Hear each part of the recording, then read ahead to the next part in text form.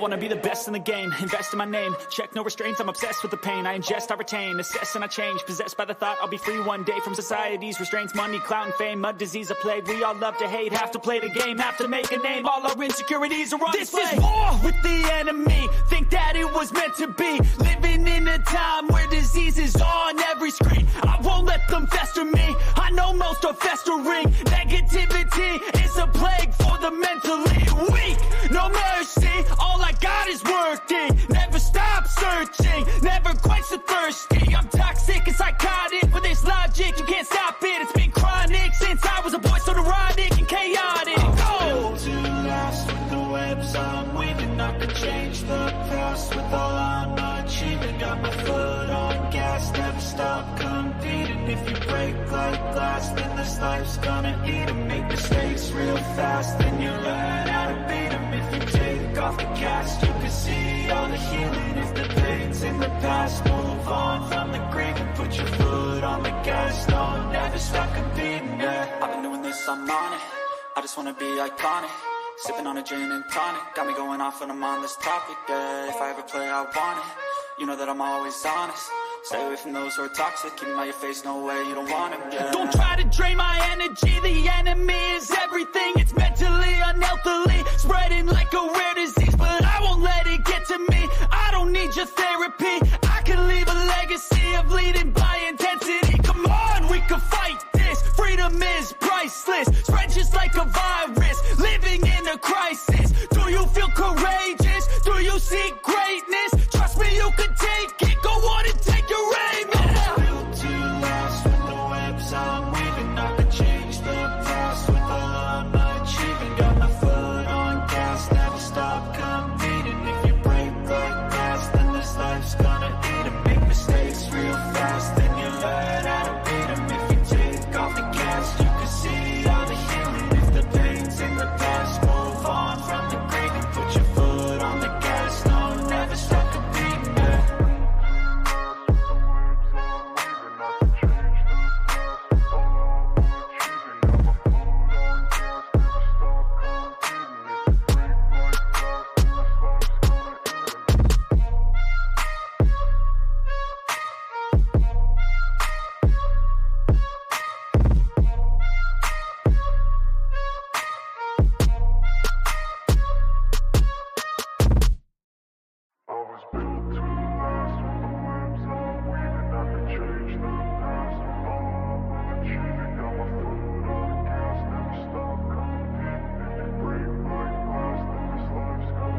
I wanna be the best in the game, invest in my name, check no restraints, I'm obsessed with the pain. I ingest, I retain, assess and I change, possessed by the thought I'll be free one day from society's restraints. Money, clout and fame, mud, disease, a plague. We all love to hate, have to play the game, have to make a name. All our insecurities are on display. This is war with the enemy, think that it was meant to be. Living in a time where disease is on every screen. I won't let them fester me, I know most are festering. Negativity is a plague for the mentally weak.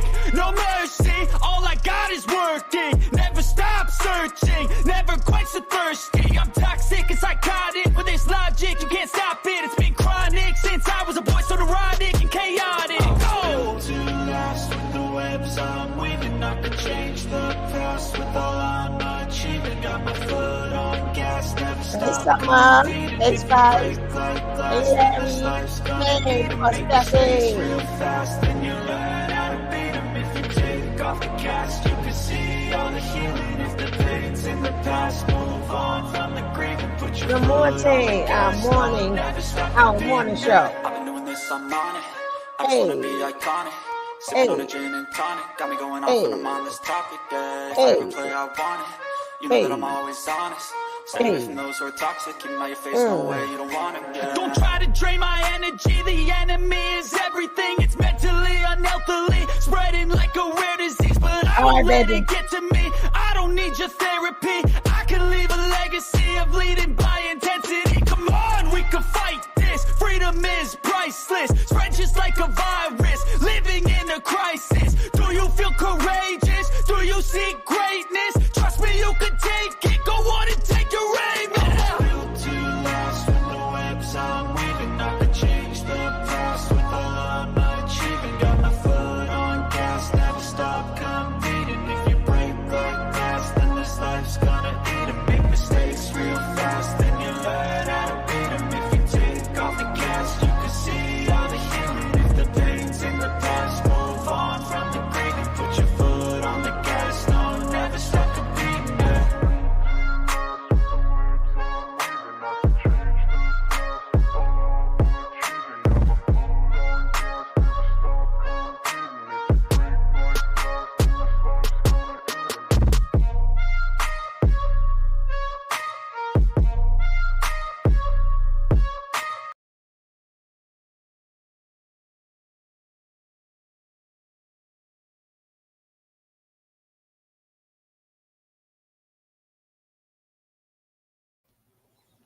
good morning, and good morning.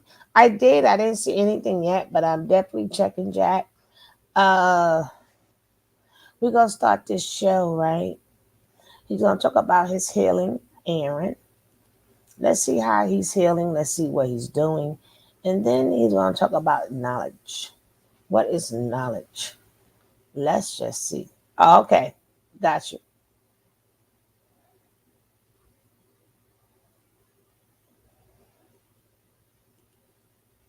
Here we go.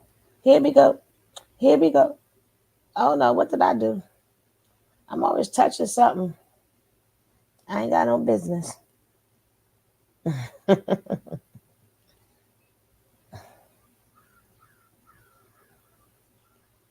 Here we go.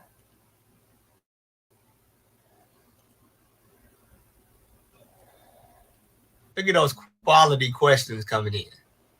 You think I'm about to go over here with these weird, goofy, unintellectual YouTubers? Let the hit dogs holler. I didn't say nobody's name. Who you talking about? Who you calling unintellectual? I ain't say nobody's name. If the shoe fit, put it on. What is the major shift you notice in your mindset now versus in carbonation? One, I don't think I know everything. And I don't think that everybody that don't agree with me is inferior. I don't think that women are subservient to men. I think that women are more than capable of being on equal planes with men in every way, including physically. Because every man out here is not just strong and athletic. It's some really weak dudes out here that I would put money on some females beating them up. I no longer believe in gender roles. I think that a relationship should be a team effort where both people cook and both people clean and both people show emotional support, not just the woman doing one thing and the man doing another thing.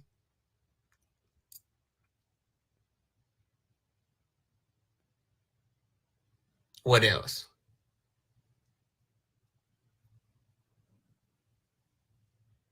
Those were things that came straight off the dome. It's other things. I don't believe in polygamy because I can understand why a woman wouldn't want to be the second or third wife, because I wouldn't want to be the second or third husband.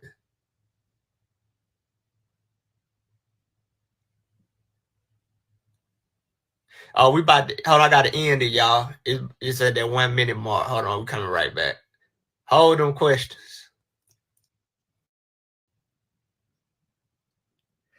Shout out to all the members of the Carbonation Psychology Department. Staff meetings.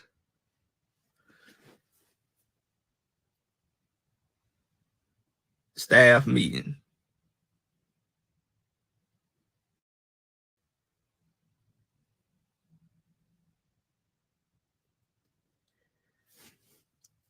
All right.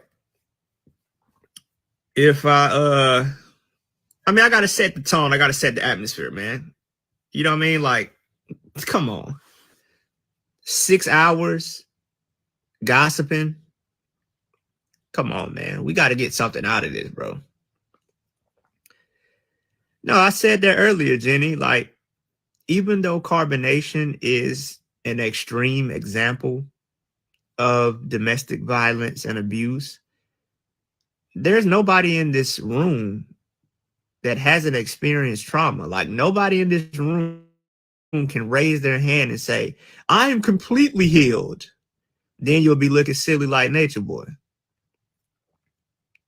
Nobody in this room, no matter where you are financially, in your education, in your relationship, nobody in here can raise their hand confidently and say, I'm completely healed. Okay. Shout out to all the intellectuals in the building. I'm glad y'all here, because this would not be possible without y'all. What do you value now after leaving carbonation that you took for granted before? See, that's what I'm saying. These quality questions. and cast away as Babylon. It's funny. Let's start with my birthday. I devalued my birthday. I spoke with Tori yesterday, and she encouraged me to actually celebrate my birthday because I wasn't going to this year. I was just going to let it go by as just another day. You know, I was going to, you know, people were going to say happy birthday, and I was going to say thank you, and that was going to be birthday. It.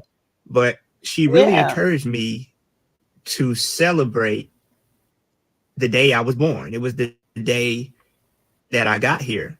And I had to look back at it and say, you know, prior to coming to Caebonnaton, my birthday was something that was very important. It was all for celebration. And I said that there's a potential that I could be continuing that cult ideology. You know, your birthday doesn't matter.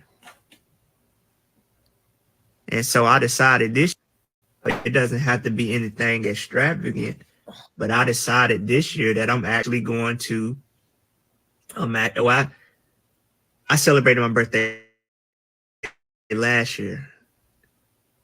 That's good. I'm going to celebrate it. I'm going to celebrate my birthday. And not just about what was cast away as Babylon. And also I celebrate my family. It doesn't matter what they do. It doesn't matter what they believe. It doesn't matter what they eat. When my uncle died, he didn't have a higher education. He didn't have great wealth, but there was a number of people that were affected by him no longer being here. And so I realized that all of us are born inherently valuable to somebody. And it doesn't matter what we do or what we achieve, we always maintain that value. And so I value my family a lot more. Also on a very simple playing field, I value the weather. I value just the sun being out and being able to go on a walk and being able to go outside. Grocery shopping, being able to just go to the store when I want to without reporting to somebody. Being able to go to sleep when I want to. Being able to get up when I want to. Being able to, you know, it's some of the simplest things that people just, you know, naturally do. They're highlighted more. They're more pronounced for me. Being able to eat when I want to eat. Being able to be in a relationship with who I want to be in a relationship with according to my own terms. So essentially, it's just the minor freedoms that the average person doesn't think about. They're extremely highlighted for me. Being able to brush my teeth in peace, being able to take a shower in peace. They would have to hop out the shower with soap in their hair to not be late for a meeting. Hey, Omi. So that was a very good question.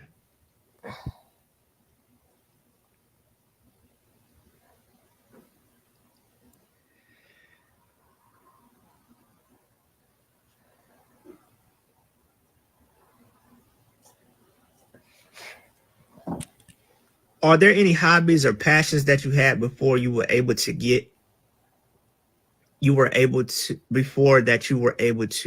back to after leaving?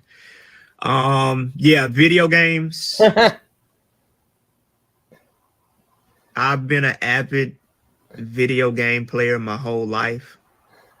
And you know, that wasn't possible in Caebonnaton, but I've gotten back to that. I started back shooting basketball.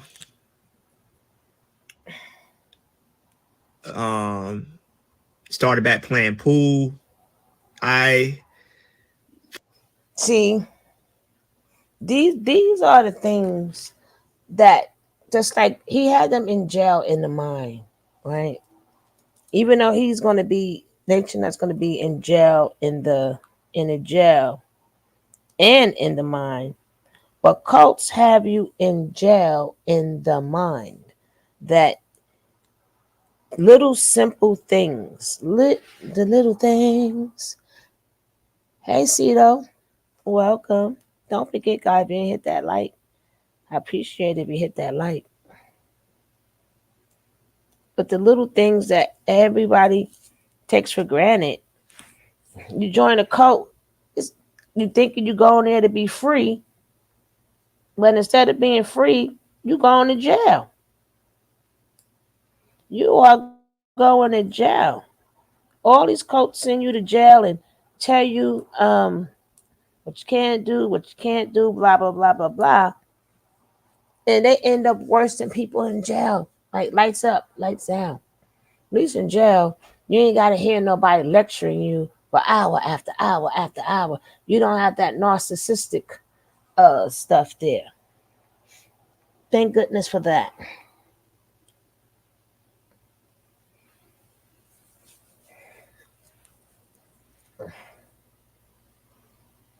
So I'm glad that he's, could get to celebrate his birthday and do little things.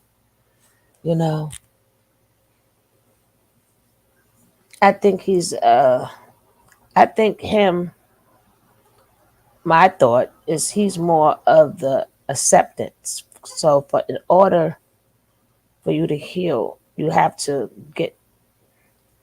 have acceptance of him.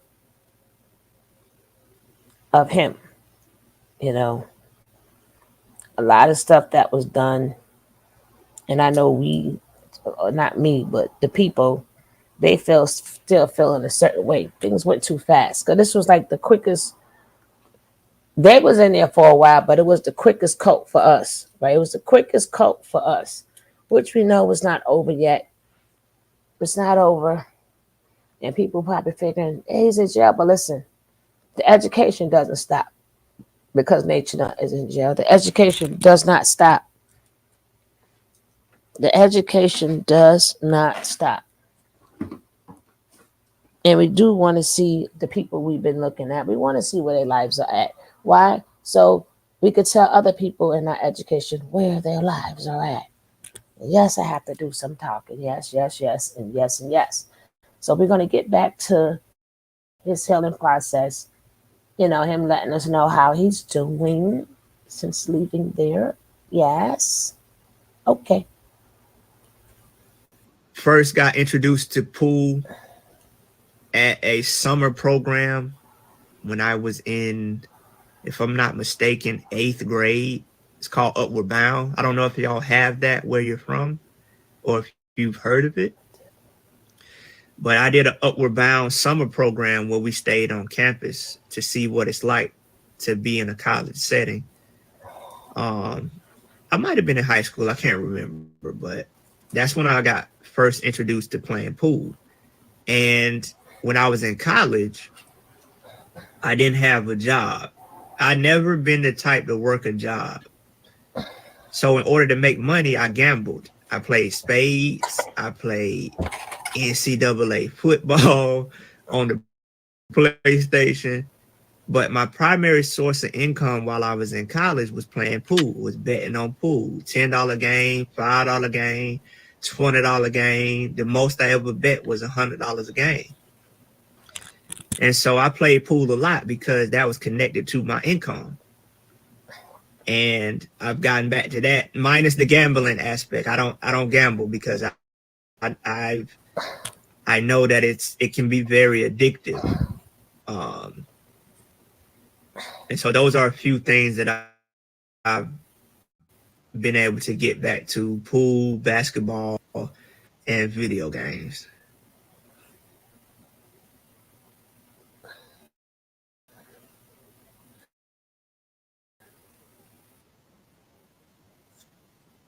The same concept, we just call it Upward Bound.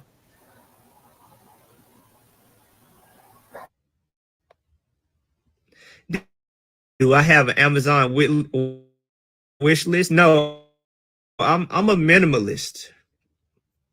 And what I mean by that is that my is to drive home a point. This is literal. All of my material possessions that I have, they can fit in one bag, and I can carry it on my back, like I did when I was in the military. So I don't have an Amazon wish list because I really don't want nothing. But I remember when my grandfather died, he left behind so much stuff that we had to deal with, that we had to give away, that we had to throw away. So I don't want that for my family. I don't want to accumulate a lot of useless stuff that they're going to have to deal with. So I want to leave them something else. That's why I chose to write a book. You know, that's something that I want to leave behind. I want to leave behind things that are not tangible.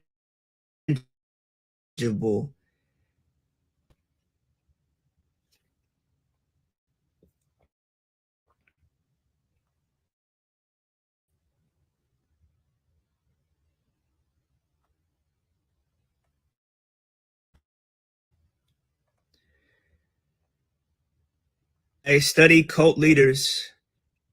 All of them are sexually deviant. I believe that Nature Boy was eventually going to explore that. He began,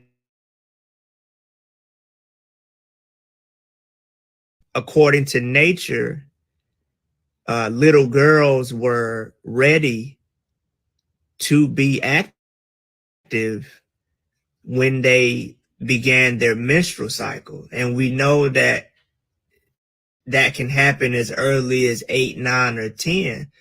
And so I believe that he made that claim as a way to begin grooming the idea of child brides.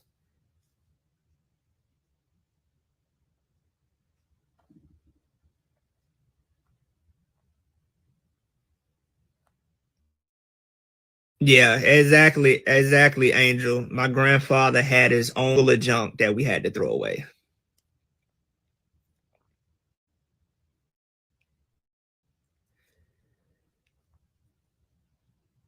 Excellent question. I wanted to share this with you guys. Um, 8 Rules of Love by Jay Shetty, and it really took my relationship to the next level. If you guys are interested in relationship books, I recommend that book, 8 Rules of Love by Jay Shetty. I also read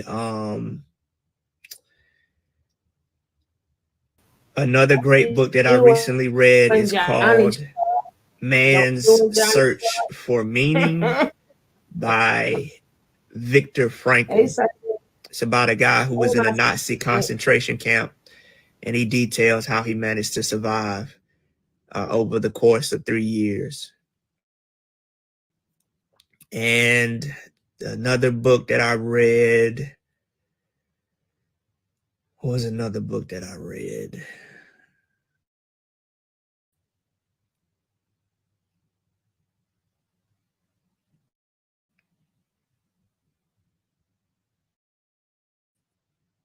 I can't remember. Solar's interview on this. I might. No, he wasn't a shock jock. I know that people are having a hard time processing that Eligio Bishop is on the same playing field as Warren Jeffs and Jim Jones and people like that, but he is.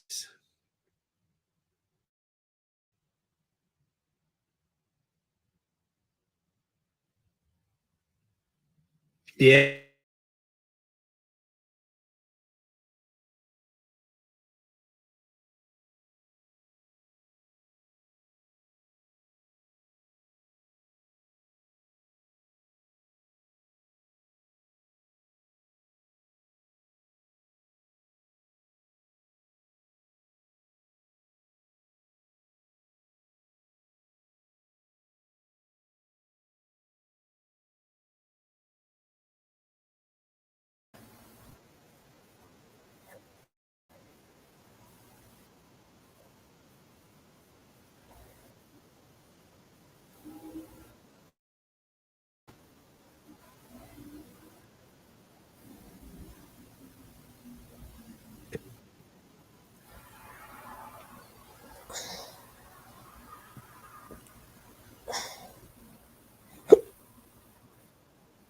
that I learned too, Bianca. So I don't know how much psychology you guys study, and I know that there's always going to be alternative research, but according to Dr. Romney, I watched one of her interviews. Oh, I love her. I thought that people who were serial killers and murderers and things of that nature, I thought that they were evil. And what I mean by that is I thought that they knew what they were doing and that they looked at it the same way we did. But according to Dr. Romney, people who are serial killers and murderers, they don't have the capacity to feel empathy like a normal person. We know that there's a lot of genetic mutations physically. Like, you know, people are born with 6 fingers. Some people are born with, you know, no legs and stuff like that. But these genetic disorders also apply psychologically. There's people who literally cannot feel empathy, and that is very scary. So while you and this is why, and this is another reason why being in a cult is dangerous, is because it doesn't allow you to explore all realms of thought.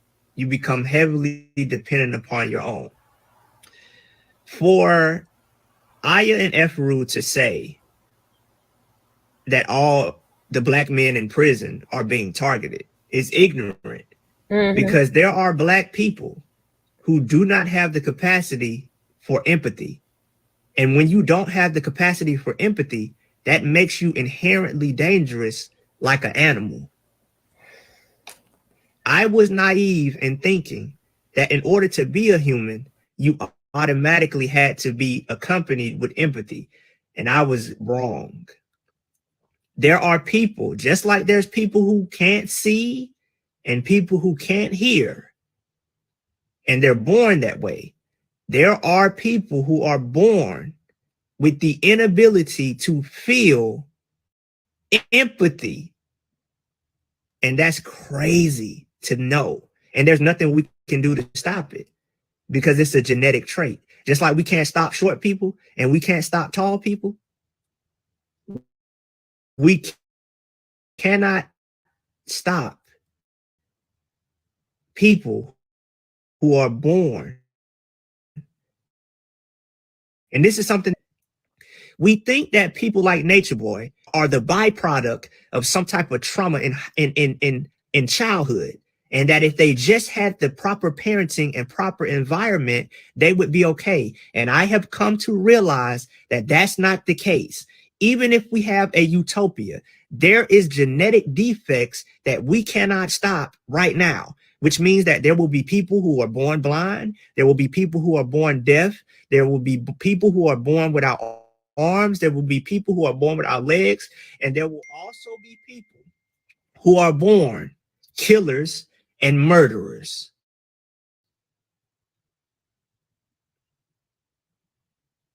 With no sense of empathy and no sense of compassion concerning how their actions affect other people. So jail is necessary. I realize that to think the world is hell is an extreme, but to also think that the world is heaven is also an extreme. Jail and prison is necessary because there are people, just like there's people who are born blind and deaf, there's people who are born with the inability to connect to what it is they're doing to others, and they cannot exist with other people. It has nothing, you could have gave them the best household. That's where I think the idea for movie, y'all ever seen Damien, The Omen, The Good Son?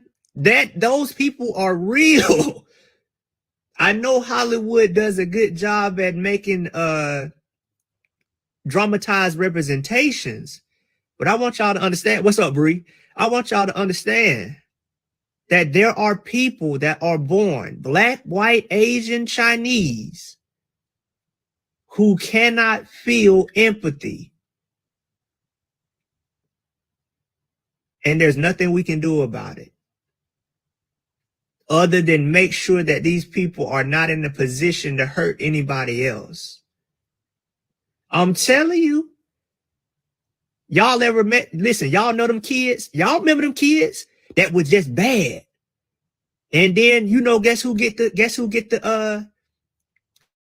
backlash? The parents. They're like, God, dog, that child bad. Y'all need to do something with that boy. It ain't nothing they can do with him. That's why I don't want to make carbonation a circus. I want people to understand the psychological dynamics here, that a nature boy is something that is born, not made.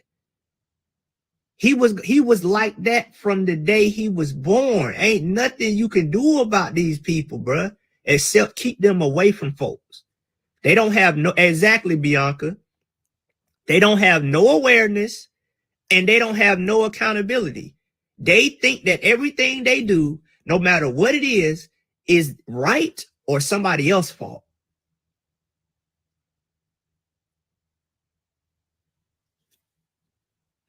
So when y'all see these bad children, you can't automatically assume that it's the parents.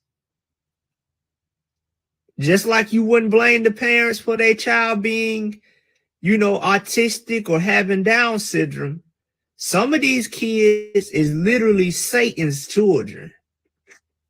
I'm dead serious, dog. This is psychologically and scientifically supported. And it's just unfortunate that we have to come in contact with these people.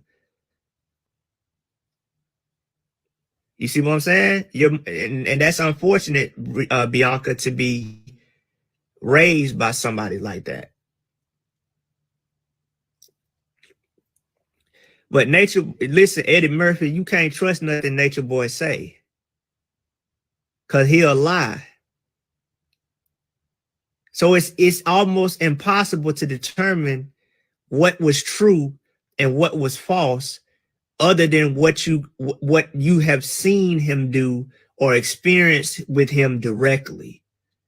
Anything about Nature Boy's past has to be considered a potential lie.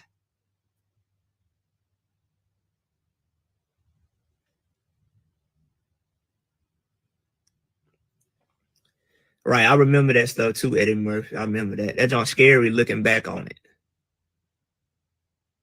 Well, they are animals establishing home. That's what they are. Like, we think that humans are humans. So, listen, y'all have seen it. Let's be honest, y'all. When it comes to humans, all of our abilities can be put on a spectrum. When it comes to football, or let's say athletic ability, we know that certain humans possess a higher level of athletic ability than others. But the same applies intellectually and emotionally. It's just on a spectrum.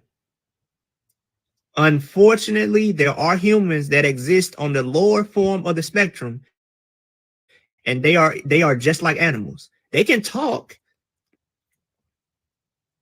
but their biological makeup is that of an animal. That's why they can just kill somebody and murder people and go back to work. That's an animal. When a lion kills, the lion is not thinking about how it's affecting the gazelle. The lion is just doing what it's doing. There's people out here that will kill folks and go back to work the next day. There's people that will abuse people in multiple ways and go to church like nothing happened. And it's not because they're trying to be evil or sinister. They're animals. So when people say he's a monster, he's an animal, that's literal. On one hand, it can be used to paint a picture But people like Nature Boy are, if you look at their brains, they don't have the developed faculties of a normal functioning human. What makes us so special is that we can relate to each other and see how we affect other people and how other people feel. But every human being does not have that ability. And it's scary. We talk about the gene that make you tall, the gene that make you short, the gene that make you fast, but there's a gene that make you a demon. Straight up. And that's why we got prisons. Savage people can't be around civilized people. Just like you don't put lions around deers and expect it and with the intention of making the deers have a safe environment. Oh, yes, ma'am. Yes, ma'am. Yes, ma'am. Nicole, I did see that interview and notice how the cult members refused to even acknowledge that interview. They act like that interview didn't even happen. They're so swift to discredit me and Kendra and Brianna and Janae, but they act like that interview with his sister didn't even happen. Because they know. What, she wanted to be queen too?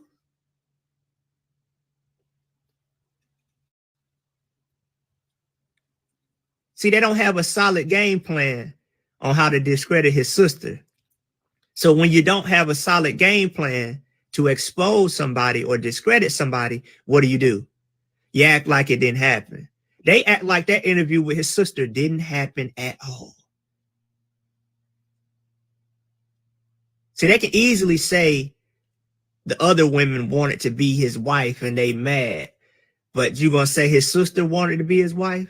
See, your tactics don't apply when it's a relative.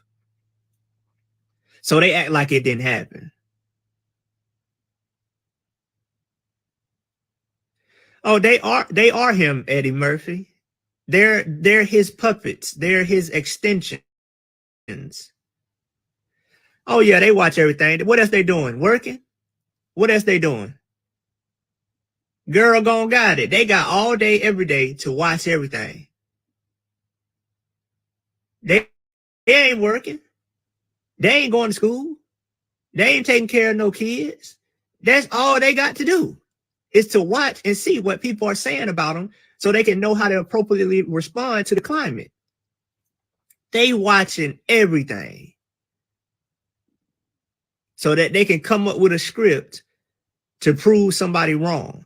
But they know that they knew that they didn't have anything remotely in place to discredit his sister. So they just act like she didn't do that interview.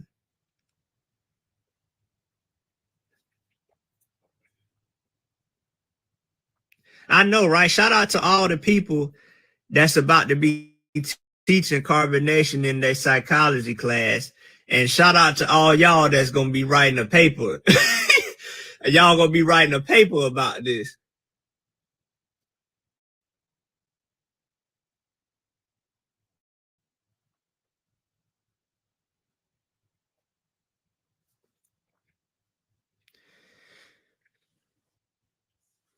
Yeah, that's what I'm saying. Like if the knowledge, quote unquote knowledge, is that we shouldn't be working for the system, why are we asking people who work for the system to donate their money to us? Wouldn't that be supporting the system indirectly by encouraging people to continue to work for it? But you know, it's not about that. What y'all feel if y'all graduating and your mom and dad say, yeah, we gonna support you? How would you feel if your best friend say I'm gonna support you and they don't show up? That's like the ultimate form of support, is to make yourself present. Yeah, I support Eligio Bishop, but not in that courtroom. Come on, man. You had that man in there looking naked, man. high and dry.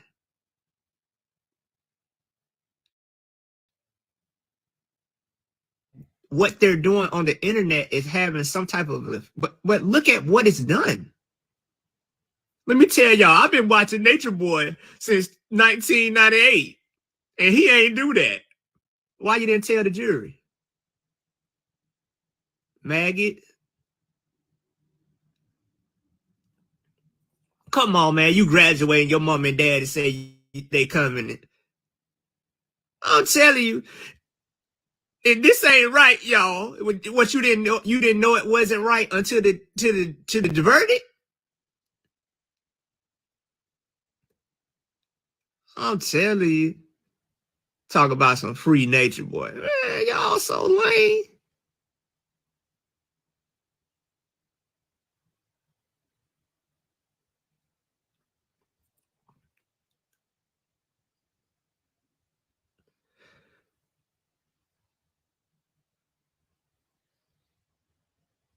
Come on, man.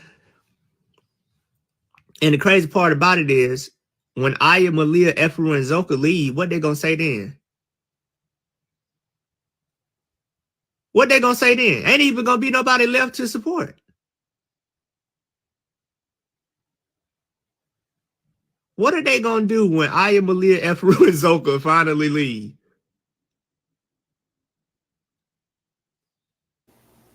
And I already know. Hello, welcome. I put $50. Anybody want to bet? Anybody want to gamble real quick? I put $50 on it. I can't fast forward. Nature Boy can't wait to go live on Bigo. I agree. As soon as he get a chance, the first phone call he gonna get, I guarantee he do one or two things. I guarantee you he do one or two things. Bet me $50. All you gotta do is say bet. Y'all know how it go. If you used to gamble, or if you still gamble, let me know. If you want to gamble, $50. I bet Nature Boy do one or two things as soon as he get a phone or a phone call. I bet he go live, and I bet he do one or two things. Right? Watch this. He gonna either try to talk about how messed up his situation is and how unfair everything was, or he gonna try to make it seem like his situation ain't that bad.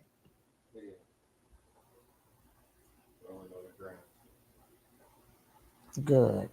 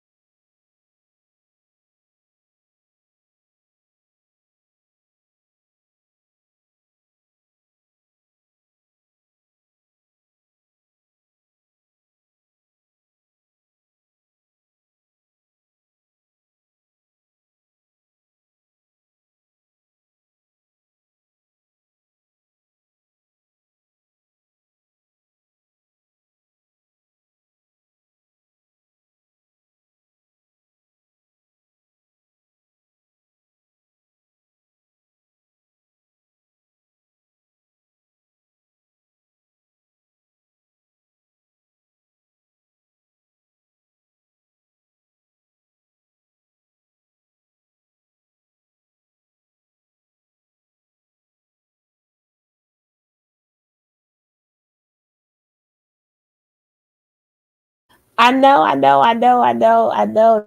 No, I'm not on mute. Just for saying something, and I just had to. I was talking to my children, my cat and my dog. I was talking to my cat and my dog. But yeah, what do y'all think? Well, as soon as he get phone privileges, what do y'all think he gonna do? Right? I sort of kind of agree. He gonna let everybody know about this appeal. He gonna let everybody know send that money. He'll send that money. The pill is real. The pill is real. The pill is real. I don't think he can have a cell phone or iPads. I don't know, but I do know he get phone calls. And as we see, he may not have a cell phone, but he get the regular calls. And if you calling Brandon can put it, Brandon can automatically go straight on Bigo. because he can't keep his mouth shut. He hit it on the nose.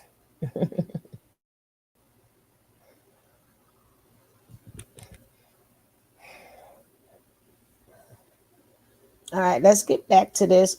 But I agree. Let's go.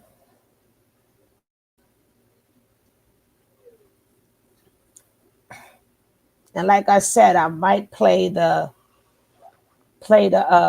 other half of the. Oh yeah, we snitching. Oh, we snitching, short and sassy. Hey, officer, Mr. Bishop got a phone. Mr. Bishop got a phone. He gonna do one or two things. He gonna get on the phone and say, "Man, I ain't got no hard feelings, y'all. I love you. Because I know that the universe is working in my favor. And I got a sale, and I got some noodles, and a lot of people support me. You know, I don't carry no hatred in my heart, you know, because what they did, they got to live with it. My heart is pure. You ready? My heart is light as a feather. I don't have no hatred towards nobody. He gonna try to do that route. Or he gonna talk about, man, they cut my hair off. They throw that white powder on me. They made me bend over and cough. Man, they made me be in 23-hour lockdown. They won't let me give no commissary. And it's just messed up, man, because all I did was try to teach people knowledge of self. He gonna go one or two routes, bruh. One of two routes. It's gonna be the Poor Nature Boy show, or it's gonna be the I Forgive Everybody show.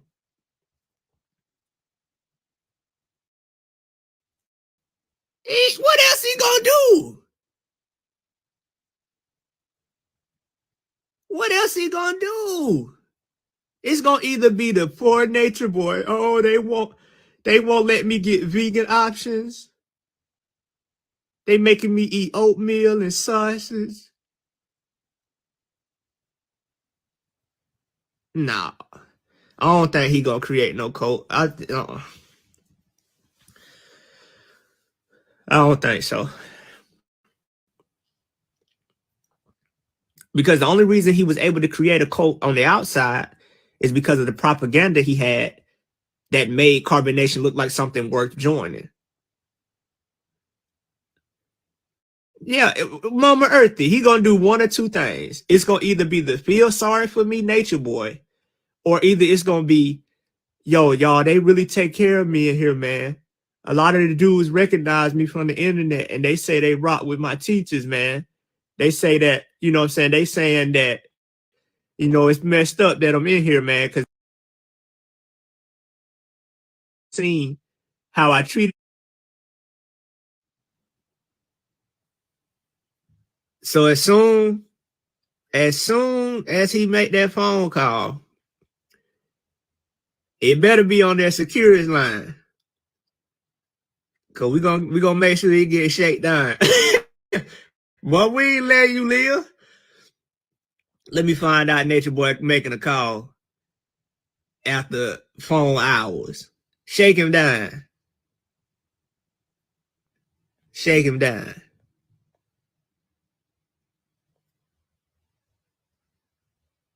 Man, I don't know how it go, man. You know what I'm saying? You know, you have people, and you know what I'm saying, you have people in their stories. But I don't know how the nature of Nature Boy and his charges and his reputation is going to affect his daily life in prison. I don't know. You know, you have people who speculate, you have different myths and different rumors. I don't know how it go in prison. I ain't never been. So I can only speculate from the stories I've heard and, you know, the information that's out there. But I don't know how his reputation and how his how the nature of his charges is going to impact his daily life. I don't know.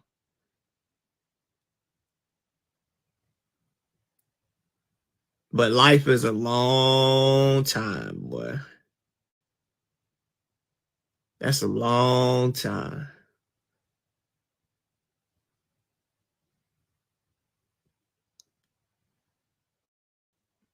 And I think that the current cult members think that this appeal is about to be a speedy process.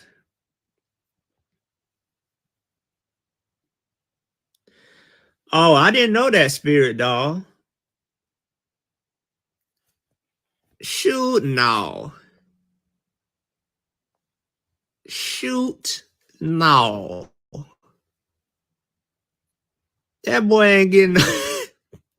Listen, let me tell you what's gonna happen to the appeal. They gonna type it up, and it's gonna get to somebody's desk. And the next sound that appeal gonna hear, for those of you who worked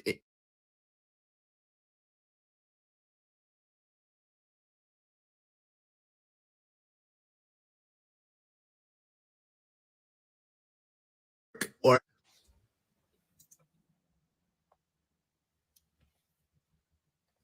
no. Oh, Dr. York ain't in population? Where he be at? Is he in eternal segregation?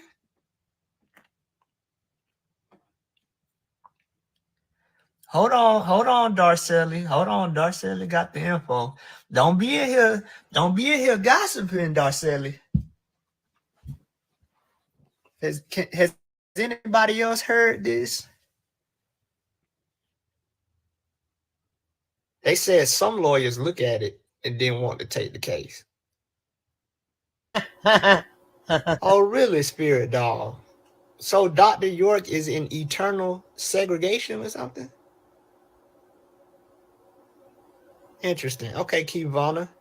Kivana said to get an appeal, they have to have new evidence to present before the appeals board, not that video. Okay. Shoot, we ain't even got to look at the statistics, Mama Earthy. We just look at Nature Boy. I told you the only appeal they gonna be doing, appealing orange. They gonna be appealing a banana. That's it. They might as well get the peeling.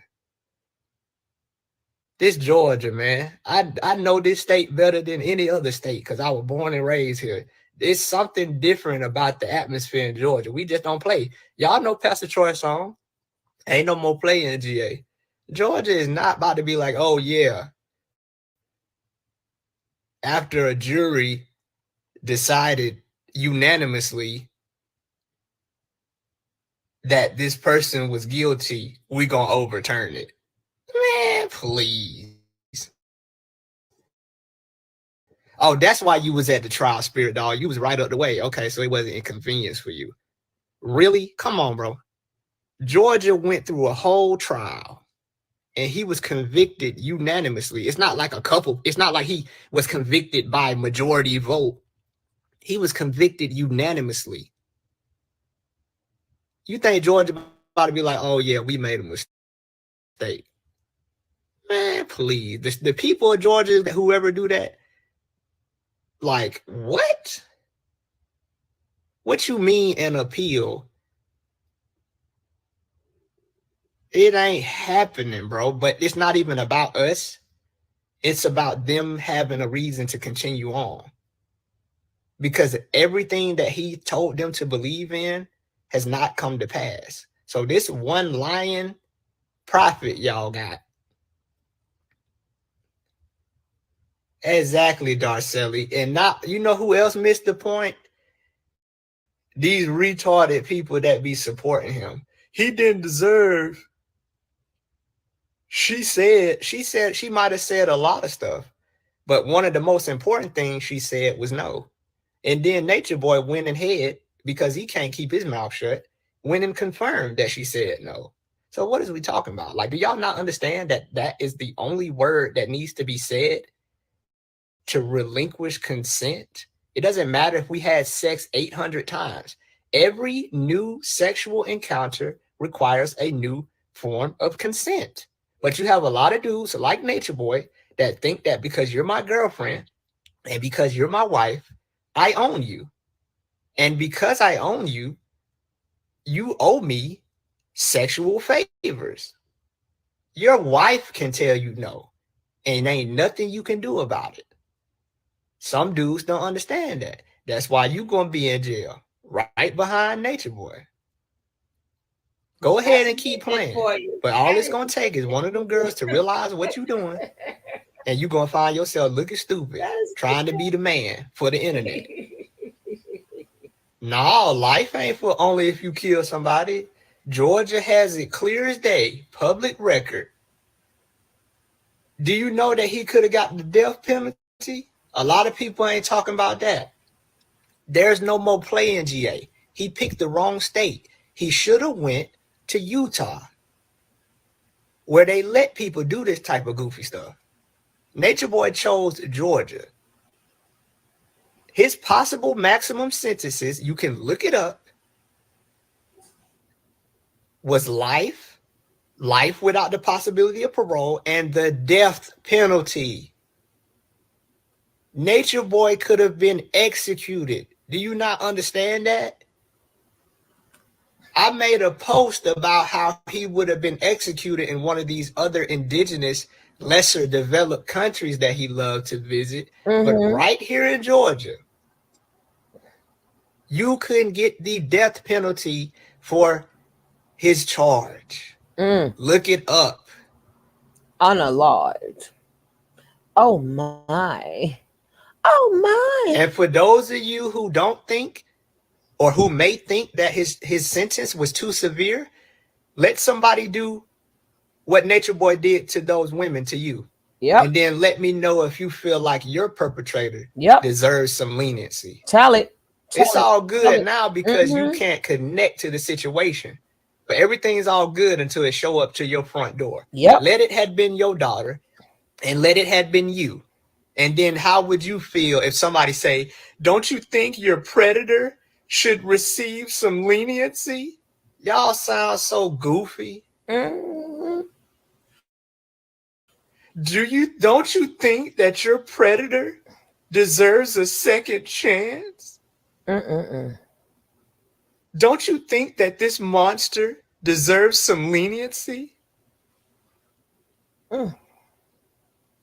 Y'all not understanding. He didn't just get convicted for this. Nature Boy been doing this for years. Think about all the people that was too afraid to come forward. Y'all only got a fraction of the people who was affected by Nature Boy. There's people that got closure from this that you'll never know about, who didn't come forward and will never do an interview. Y'all thinking this about one person or three people. Man, Nature Boy been doing this for years, bro. Yep. Tell it. And if he wouldn't have been stopped, it could have been somebody you know. Yep. Then you wouldn't be singing these high notes you singing on his behalf. Let somebody have you in a position of fear. He said he's snitching. Of not knowing what they gonna do. He's snitching. And then you let me know if you think they deserve some leniency. Keep the hips on lock up. Smoking crack. That's gonna be kind of hard, Nick. That's gonna be kind of hard, Nick. They need some extra thick ones for them hips. Cause them hips don't lie, Nick. The hips don't lie. Hips don't lie. They gotta get some extra big shackles for that. And something with them feet too. Then he can't eat his nuts to build up his weight. No more nuts for him to build up to build up his weight. No. Oh man, my voice is still hoarse. It's getting better. It's getting better, baby. Okay. All right. But so far, you know, I love the realness. You know, I like the realness.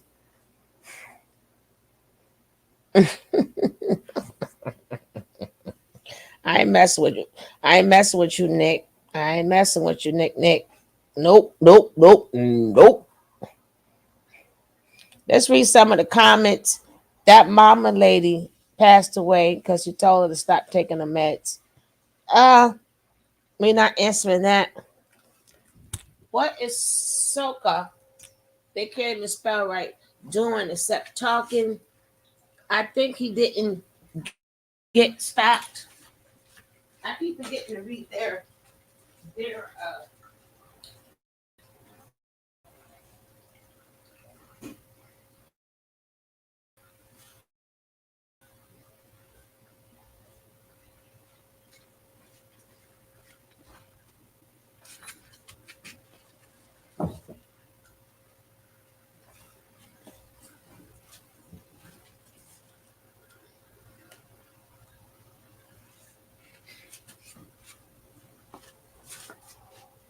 I'm coming. I'm coming. I'm coming.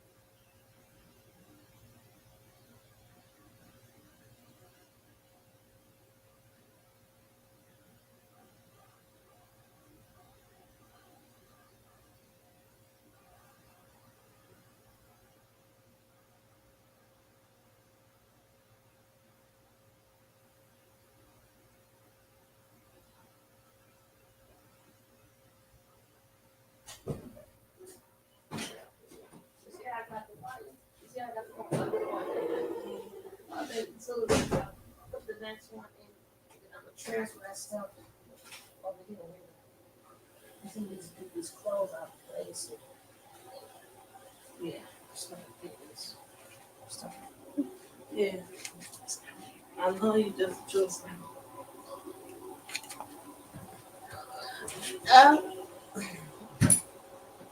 Exactly, blue light love. Come on, man. This is not just about one person or three people that you saw testify. This is about a large number of people that have been forgotten about. If y'all go back and I want y'all to do something, if you really that serious, I want you to go back from Nature Boy's first video until his last video and count the different faces you've seen. And I want you to understand that everybody that's been in the vicinity of Nature Boy has been on the receiving end of some type of abuse. And then you tell me if he deserves some leniency. You want to zoom in on the people that spoke out, but zoom out and look at all the people that too afraid to speak out and don't even want to be re-traumatized and don't even want to be in the public eye because of how people treat us. I got up there because I don't care what y'all got to think about me. I refuse to sit up there and know what Nature Boy did and let Janae and anybody else go up there on that stand by themselves. That's some punk stuff. All these people coming out on the internet talking now, you a punk. Because when it was time to show up, you didn't.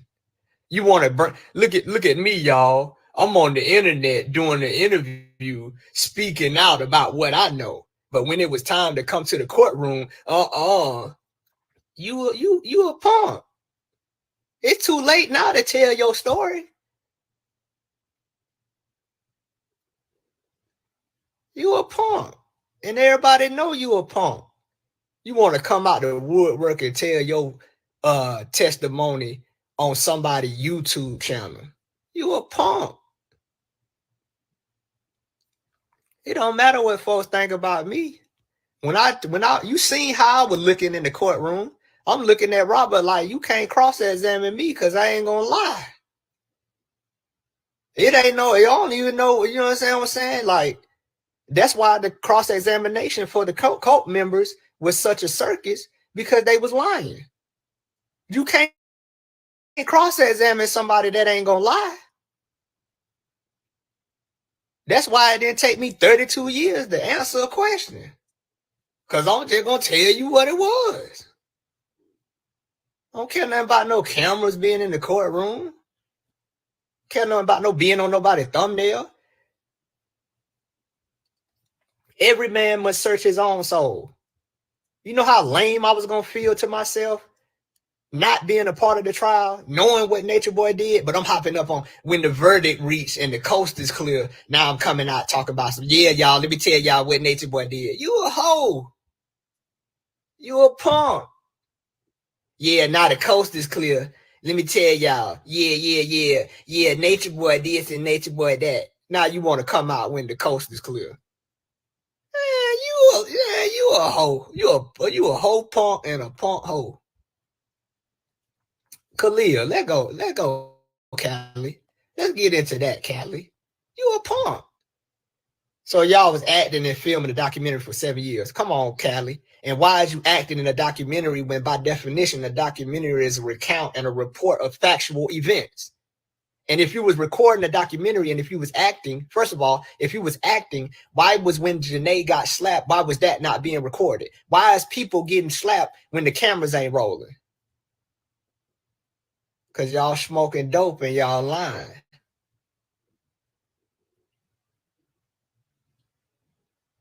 That's why. Because y'all smoking dope and y'all lying.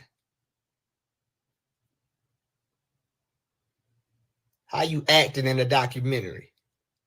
It's a record of real events. Thank you, Courtney. Because y'all smoking dope and y'all lying. And everybody that came out the woodwork talking about Nature Boy, whether on his behalf, whether for him or against him, you a punk by default. Because when it was time to show up in the courtroom, you didn't show up. When the coast was clear, now you got something to say. You a punk, bro. And you know that in your own soul. Come on, man. You acting in the documentary. That don't even Keep talking about Nature Nut. Hey, JC, welcome. Hey, Kiara, baby. That's like saying you melting in the freezer. Talking about Nature Nut. Nature Nut. Come on, man.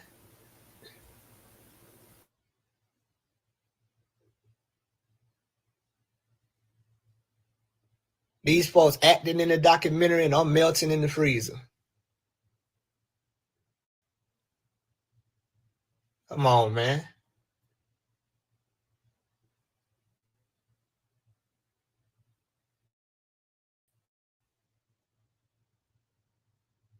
Come on, man. At this point, it's just pathetic.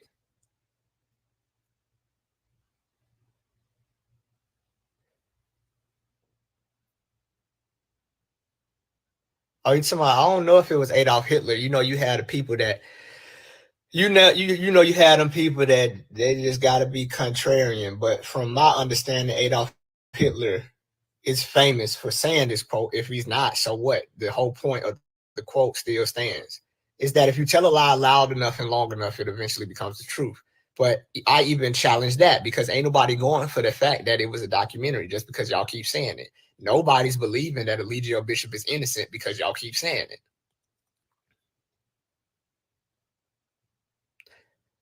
Listen, man.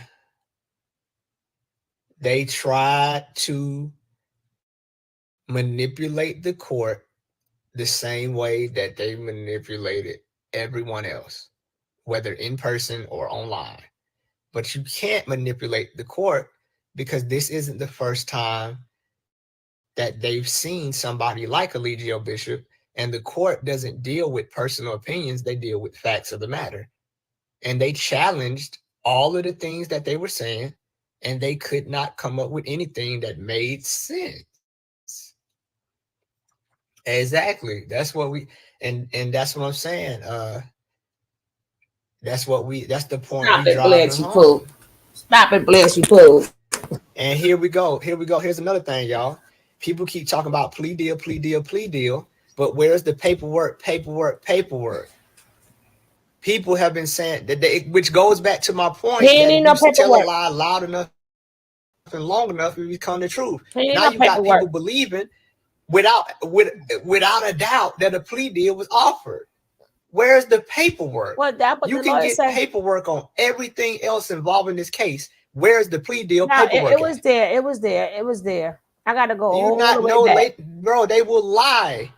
Oh, They will lie about anything. oh. I appreciate that. No, Catherine. it was paperwork. Why are we just automatically going to believe that a plea deal was offered? It was. He should have took the plea deal. He should have. No, it was. What plea deal? I got to find my old video. What plea deal? He should have took the plea deal. He should have took the plea deal. You don't even know if a plea deal was actually a stillbirth. But I will say that it possibly could have been prevented had she had regular medical attention like a normal person. Know about, what the doctor said. The only thing I know is that she went into labor. She had to go to the hospital, and it was a stillbirth. But I will say that please stop talking about that baby. Possibly could have been prevented had she had regular medical attention like a normal person. He said it's thousands of people affected by this. That's the only thing I know. She went to the hospital, and that is true, JC. Anything outside of that, I'm not saying that it wasn't true or what anybody said was false. All right, I'm not going to add nothing to the story to spice it up. If I don't know, I don't know. That might have been the case, but I can't speak on it because I don't know. The most important thing here, because we can go into things and we'll never get to the truth of the matter because we just don't know. But one thing I will say is that there's a possibility that her child would have been alive had she received the proper medical attention throughout her pregnancy. Well, that's good. If he explained it, then that's why I'm not going to tell you anything other than what I know. Exactly. I can't tell you exactly what happened other than Now somebody says I'm confused. Now she was 9 months, but still had a stillborn. It's a lot, even though it's a lot, but nothing to I don't know. I don't know, and I don't know.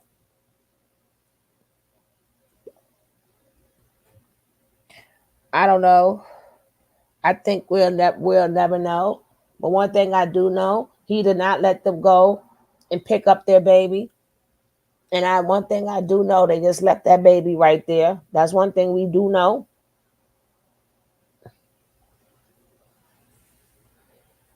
And wherever they were staying, they better hope that somebody do not call these hospitals and ask them what's the rules and regulations. They better hope nobody don't do that. They better hope so. Because it's not hard to find out, baby.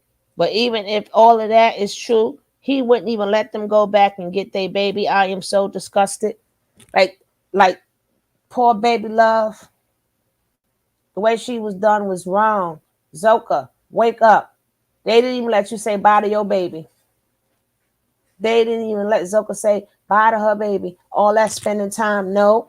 If they cremated, if they allegedly, I don't know. That's what they said, and they don't really know because Nature Boy did not let them go back and handle their business with that baby. Baby was just left.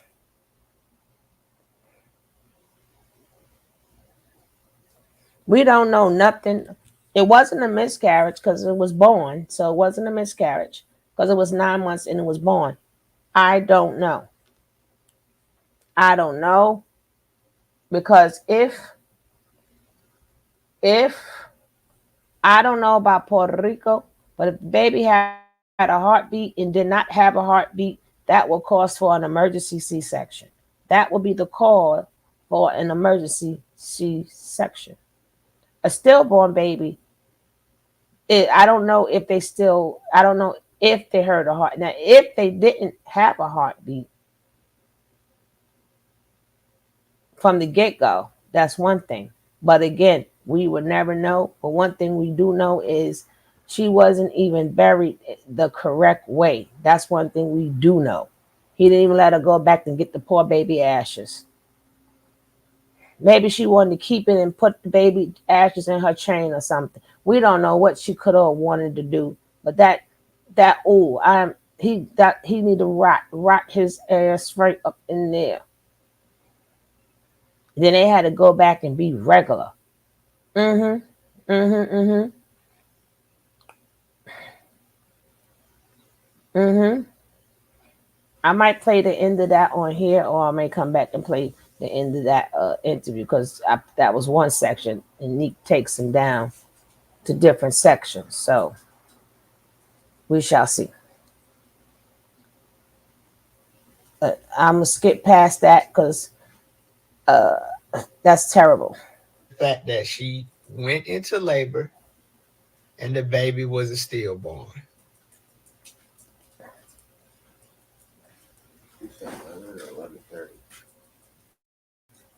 That don't you got? The reason he kept the women and men separated was just another form of control. To always make you feel like you never truly had complete decision over the course of your life. He had to maintain this idea that he was your guide and he was your Messiah, and that your decisions and the decisions you made were not substantial without his approval first.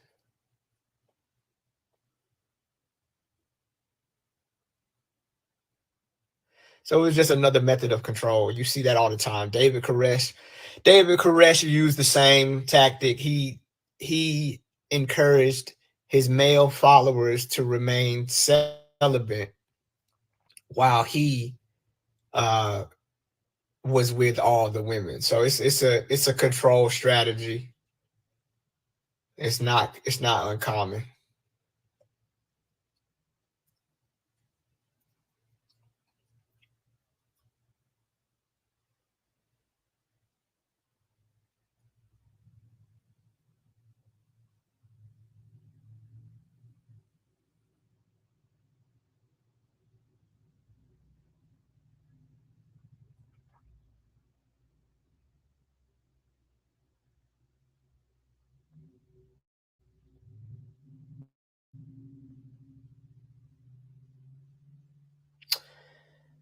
Did I?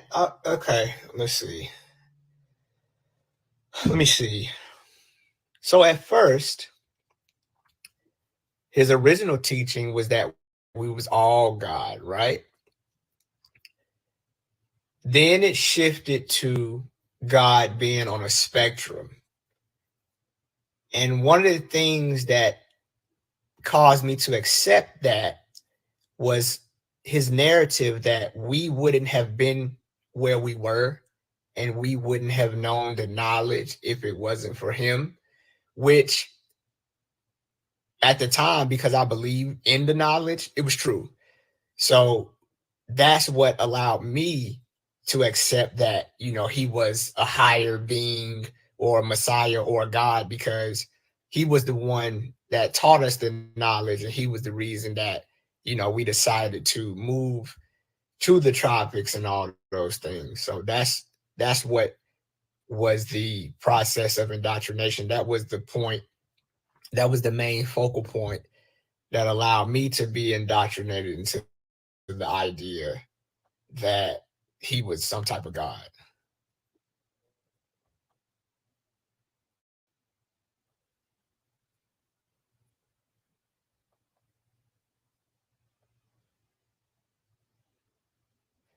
Yeah, that's funny, Courtney. That's funny you say that, because ironically, with him being, or with him claiming to be against white supremacy, he actually exhibited all of the tactics of a slave master.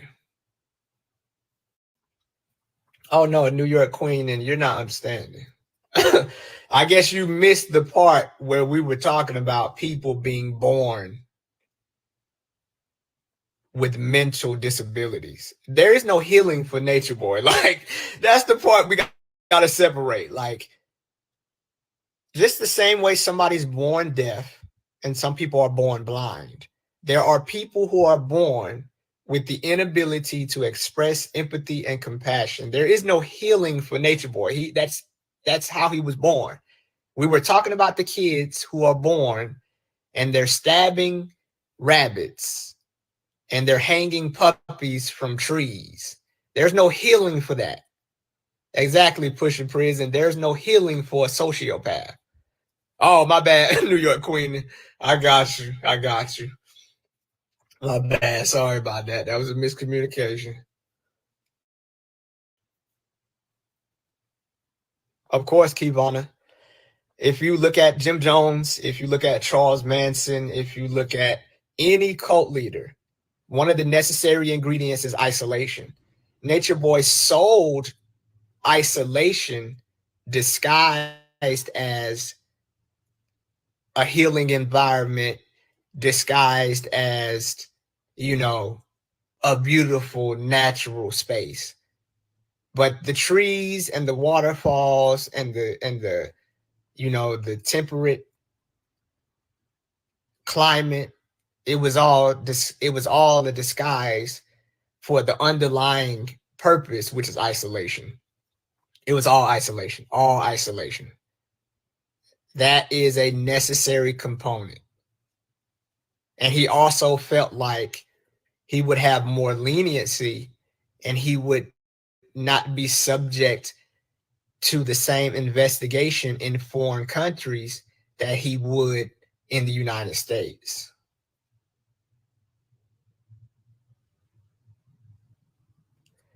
Yes, I get this question frequently, Divine Lotus. But what I like to get people to understand is that in the cult mindset, your doubts, you don't look at them as doubts about the knowledge. You look at them as doubts about your own commitment. So every time we would have a doubt, it would not be something that we would use to discredit the quote unquote knowledge, but it is something that we would use to determine our own level of dedication to what we were doing. So we never used our doubts to challenge the credibility of the information, but rather to only determine our own commitment to what it was we believed in. So the doubts weren't even factors that promoted us in leaving. I'm telling you, Spirit Doll, isolation is necessary because it's hard to control somebody who's getting contrary information about what it is you're doing. And burn this sage, that goes into the same question I just answered about doubts.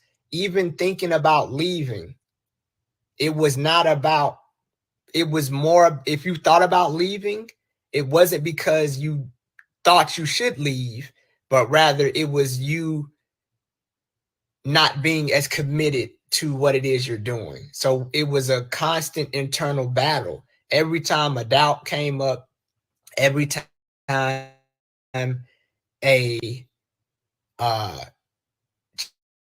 challenge of the knowledge, so it always reverted back to you and your inability to commit. So people stayed in this constant cycle of fighting against their own doubts rather than fighting against what it was they was doing.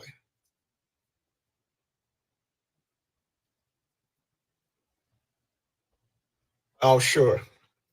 The last conversation I had with Nature Boy was him suggesting that I should write books. And the reason that struck me so heavily is because the main focus was supposed to be getting him out of jail. And I'm living in a car and I'm taking a shower and brushing my teeth and washing my face at Planet Fitness.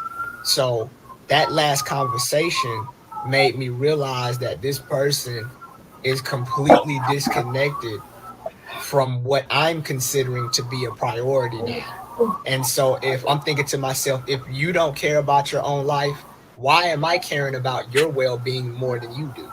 You're worried about making sure you stay on the phone with Malia and that Malia is getting flowers and Malia's breaking phones and I'm going to get phone screens replaced. I'm using the money we're getting from donations that's supposed to be going towards lawyer fees so that I can fix a brand new iPhone that Malia threw in a rage.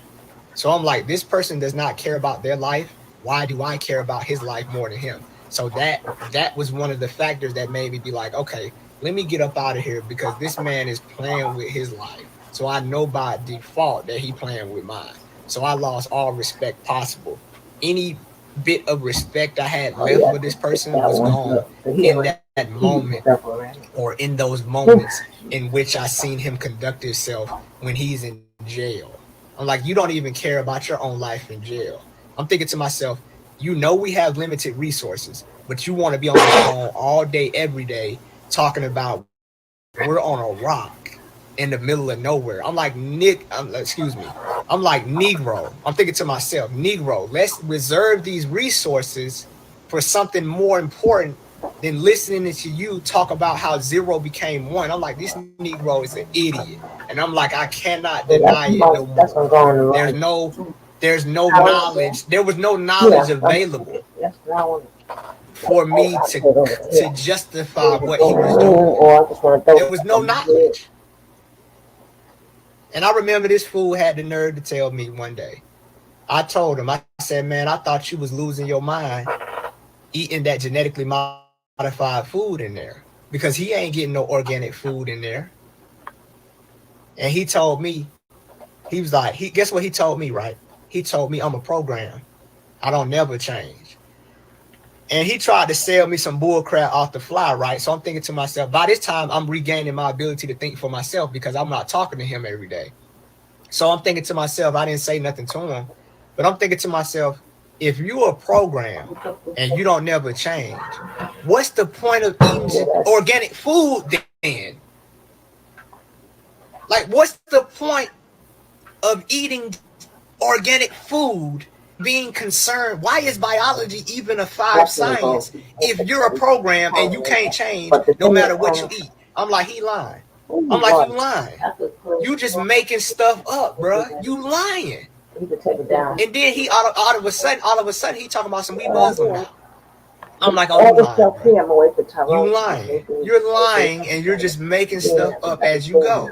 And and because he couldn't talk to me, I had moments where I got to reflect on what it was he was saying.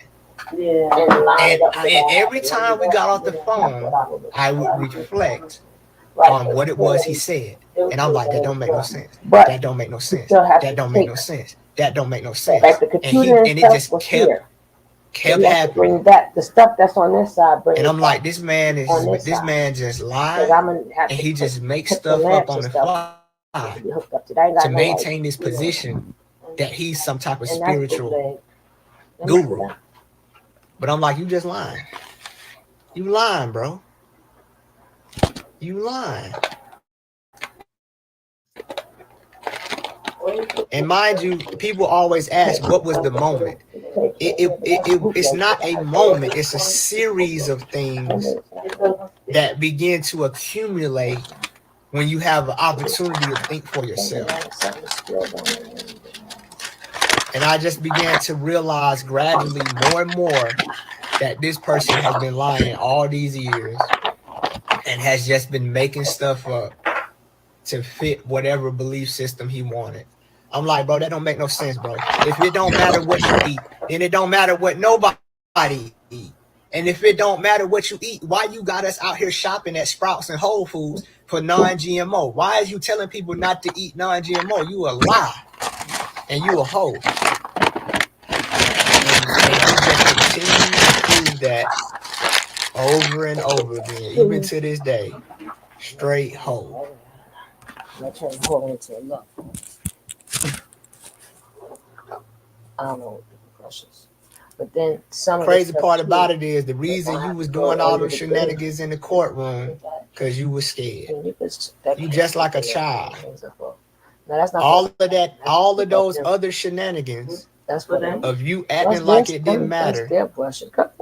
Everything brushing his hair, I'll brush right. That's their. The crazy part about it is we all know at a certain point when you get mature, you know the people that go out their way to look rich is broke. We know the people that go out their way to be tough is soft. We know all the people that got to go out their way to prove they confident is insecure. Eligio Bishop was terrified in that courtroom. The reason he left the courtroom is because he couldn't stand and hear that verdict be reached. So he had to excuse himself underneath the disguise of COVID. Please tell me I'm on mute. That boy would doing and peeing on himself in that courtroom.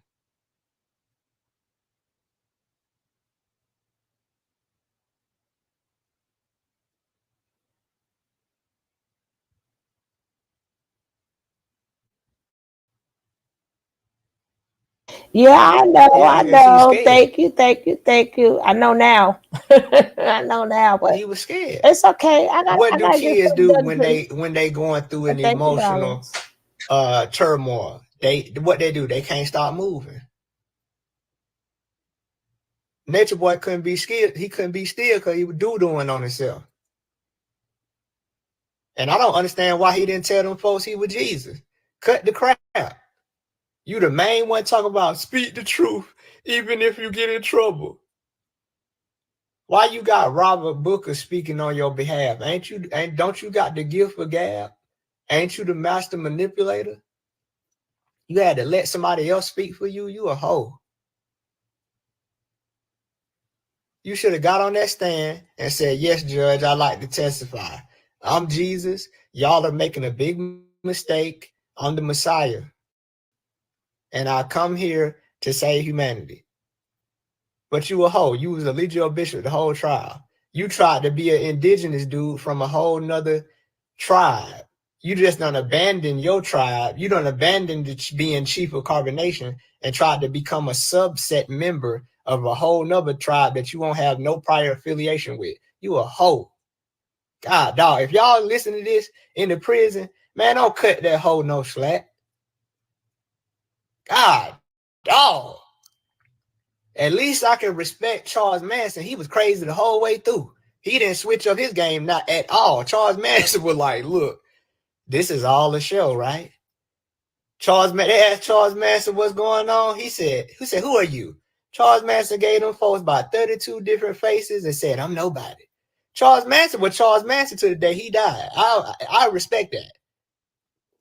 But if y'all listening to this live, if y'all happen to get this live, and y'all in the same prison with Eligio Bishop, don't cut that whole no slack. Because if you ain't gangster, nobody cares what you are. People are disgusted when you try to be something you ain't. I can play Pokemon and go to Comic-Con right now and ain't nobody gonna say nothing. Because people respect everybody that is being themselves. What makes people feel disgusted is when somebody is trying to be something that they clearly are not. I am not no gangster. I am not no thug. I'm none of that. I like Pokemon, Call of Duty, reading books, and learning academic stuff. They used to call me white boy in school. I don't care nothing about that. But the reason why don't cut that whole no slack, because he was trying to be gangster. He was trying to be tough. Now he's in a position where he around some real gangsters and some real tough dudes. Don't cut that hoe no slack. Put that hoe on draws, iron, and duty. everything. God, dog, boy, you should have. Hey, if you wasn't that, don't be that.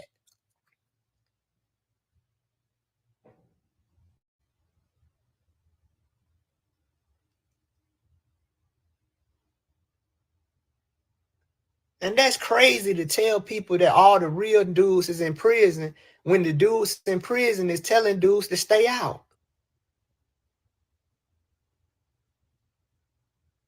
Everybody know that all the real dudes that are in prison is telling the young men that come to prison, don't come back. You hear the stories over and over again. The dudes that done been dead 25 years, they're not glamorizing prison. They're telling dudes, don't go down the route I went.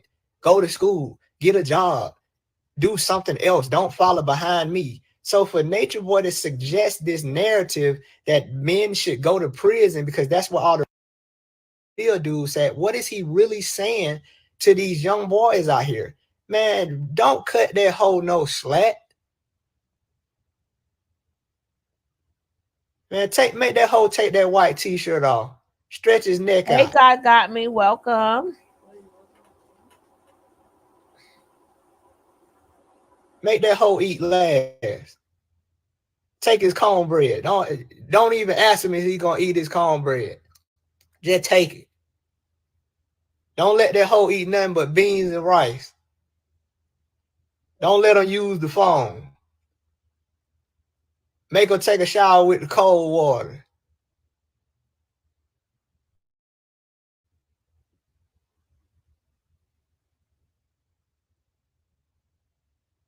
That don't make no sense, dog. I'm telling you, honey child. Ain't the quote unquote real people is telling you to stay far away from prison. Stay far away from what I did to get myself in prison. Stay away from gangs, stay away from drugs, stay away from robbers, stay away from scammers. Do not, the real OGs in prison are telling the young men, you're better than this. You're not supposed to be here. I messed my life up. If you get a second chance, use that second chance. I don't want to see you back in here no more. What is Nature Boy talking about? Man, don't cut that whole no slack. When y'all have peace tonight in there, don't let that hoe get no peace. Take that whole peace. Don't let that hoe watch TV. Damn, Aaron. Make that hoe write his name 300 times. Oh, that's what he did to them. That's what he did to them. Tell it. What's that? I'm serious. I hope them boys in prison catch this too, man. That boy talking about he gonna be in there leading the prison out for this and out for that. Please.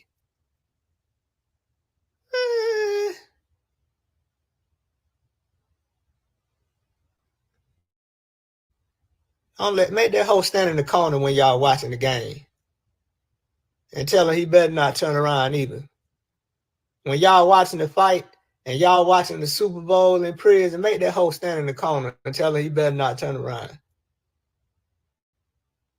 And don't let him have no sweets in there. Take his honey bun. Don't let him have no juice. Make him drink water.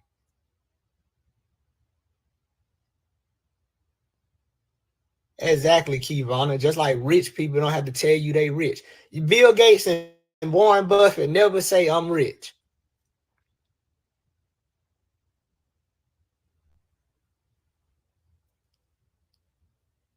That hoe was saying that stuff over and over again, trying to convince himself. He was trying to get himself to believe he was somebody. Everybody that had to blow themselves up is only confirming how small they actually feel. Who in the world want to be God? That don't make no sense. Who want to be with somebody that don't want to be with them? Man, take that boy. Man, don't let that boy have no noodles. If he do have noodles, take the pack. Make him eat the plain noodles. Don't let him have no seasoning. Give me your take that boy seasoning pack. Make him eat plain noodles.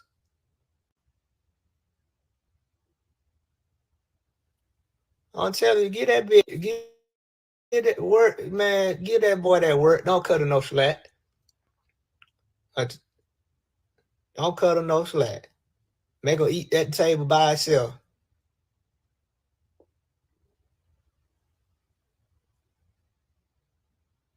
Make her hold his head down. Don't let him eat. Don't let him make him hold his head down like he used to make the women hold their head down. Tell him hold his head down. Don't be looking around.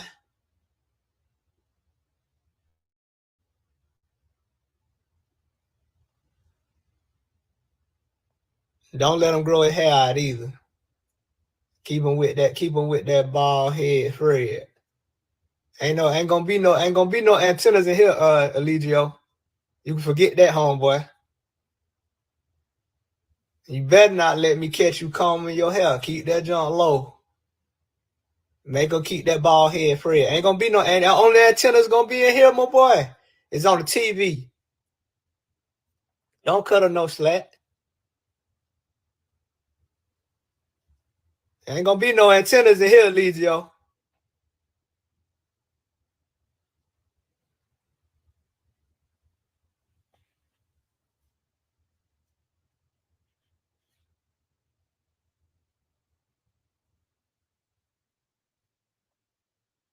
Yeah, don't cut her no slack. Forget that. And I remember when I seen the hoe come out of him 2 times in Atlanta. And I tried to give that boy a pass. When this homeboy pulled up and he seen he had a gun, he ran back in the house. Now, what chief of a tribe? Leonidas was the king of the Spartans, and he was out there in the front. Eligio Bishop, the chief of his tribe, he ran. Not only did he run back inside, he ran all the way out the back door and out the back fence down the road. Then when the police show up, they bust down the door. He talking about, they kicking down the door. I'm like, okay. What you had us watch Move for? He had us watch Move, the people that was in Philadelphia. I'm thinking it's about to go down. He talking about some, they're kicking down the door. Don't shoot. We're coming out. I'm like, and then gonna have the nerve to get back gangster on the phone like that didn't happen. Like, no, it's too late. Nah, boy. It's too late. Bro, now you gonna try to be gangster, bro. I'm telling you, Nicole, what is the chances that this fool capture his own face? Don't be scared. No, we don't have, we're coming out.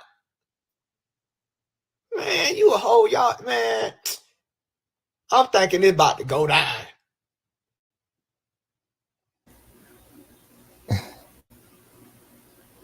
He got us watching them folks in Move shooting at the police and all that.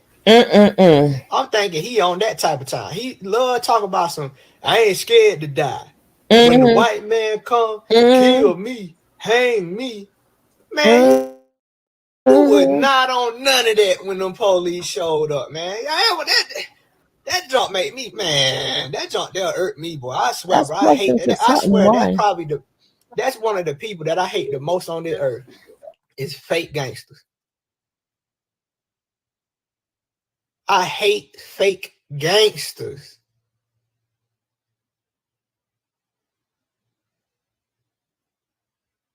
Aya wasn't even scared. He done picked up baby Josh. That boy dragged the toe up, man. He done picked your baby up. We got the video, and that was effed up. Yeah, let his ass rot. Let they rot. Let he rot. Thank you kindly. Oh.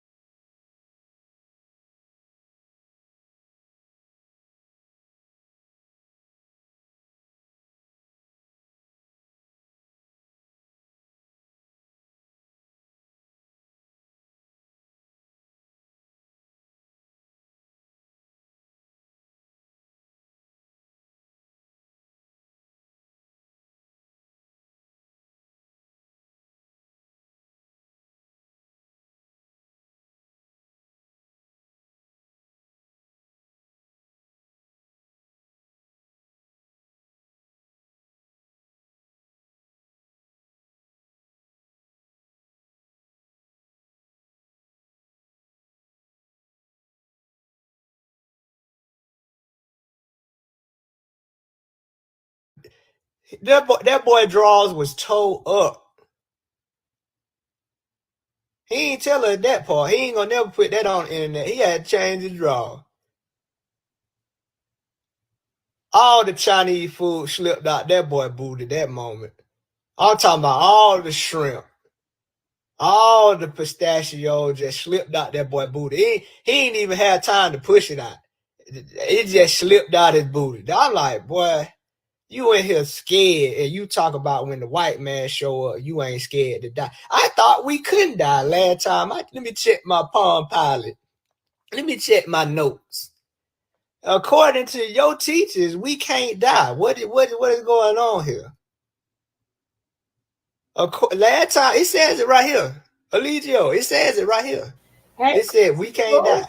What's up, my baby? What is you scared of? Ain't this a dream? Ain't this a hologram? Who's scared of holograms?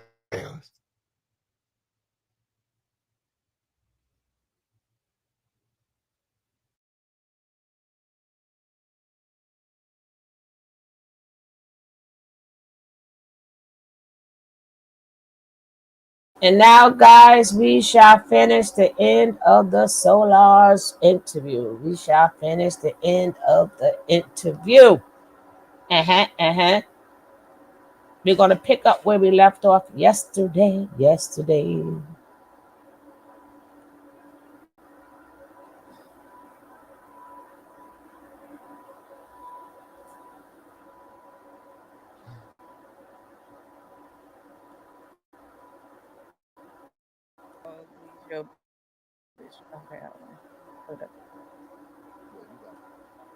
Talking about you don't have it planned out, you lied. It don't take me long. It don't take me long. This is off the top. This is off the top. No, I had to get links before. Like, this took me like an hour to get some links that week so we could talk about. But okay. All right. You got a pool of links, okay. Yeah. So this video is from Lisa Say What. And Lisa, it says Alicia Bishop. You got her blocked? Yeah. Why? She abuses our personal relationship for information, and I don't like it anymore. But she's a good. She's doing her thing. Okay. I just can't have a personal relationship with her anymore because it's not real. Okay. All right. So this is. Hey, hold on. Let me say this. Hold on. Okay. I said, bro.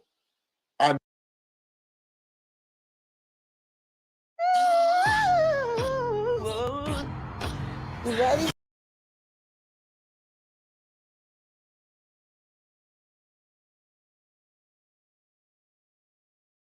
You could say that I got demons. You could say I'm the devil itself. You call me Satan itself. I don't care. It's time for me to leave. It's time for me to go. And I was turning around. I just couldn't do it. And I'm like, you're not about to make an example out of me. I'm about to get you out of jail. Fuck is wrong with you? And you just told me every other time I got you out of jail, I didn't get you out of jail out of all the shit that I did. I'm like, well, let me go. And that was my argument. I said, let me go to somewhere where I'm valuable. If I didn't do that, I thought that's what I was doing here. I thought I was valuable here. Let me leave and go hug. And I'm just supposed to be like the top soldier. Because we already talked about it. That one right there is when he told me. Okay, he said basket. It was embarrassing because Zoka was right there, but it was like whatever. Why you gotta do it? But we're doing it. It was so too only late. you guys. So everybody else thought that it was real. Only y'all knew that y'all was pretending. No, they know it was pretend to. We talk about it publicly. That's what I'm telling you. Is that the problem was when off camera it started to happen more. When it was supposed to be a show, supposed to be for the camera, it's supposed to be programming them to be submissive to the black man. That was the goal. Whereas when it started happening off camera, it's like, all right, this is how we live in now. Like now, if somebody says something crazy, they got to get slapped. So everybody's starting to walk around weird at this point, for sure. Okay, and at this point, this is a weird season. There was a video where you guys they played a little clip of it in the trial where he was like, saying that he was God and all this stuff, right? But in the clip, he had put Pice in the corner, or was that Caliber? It was Pice or Caliber he put in the corner. Y'all was all in the bathroom. And I think I don't know if he had like a robe on or whatever. So I want to know, did he ever do that to you, or what happened? What you mean? Did I ever Like, get put did in a he ever corner? try to put you in a corner or say, like, you know? So one time I had to go in a corner. A lot of people don't know this one. Velvet had just came back. We just got back from Hawaii. Velvet had just came back to the group right when he got back to Cali.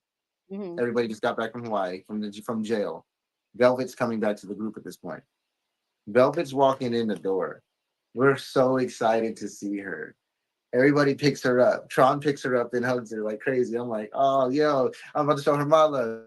She come over there. She comes over to me. I pick her up. I pick her up this big, beautiful hug, and it's just like, oh, good. And she's good with it too.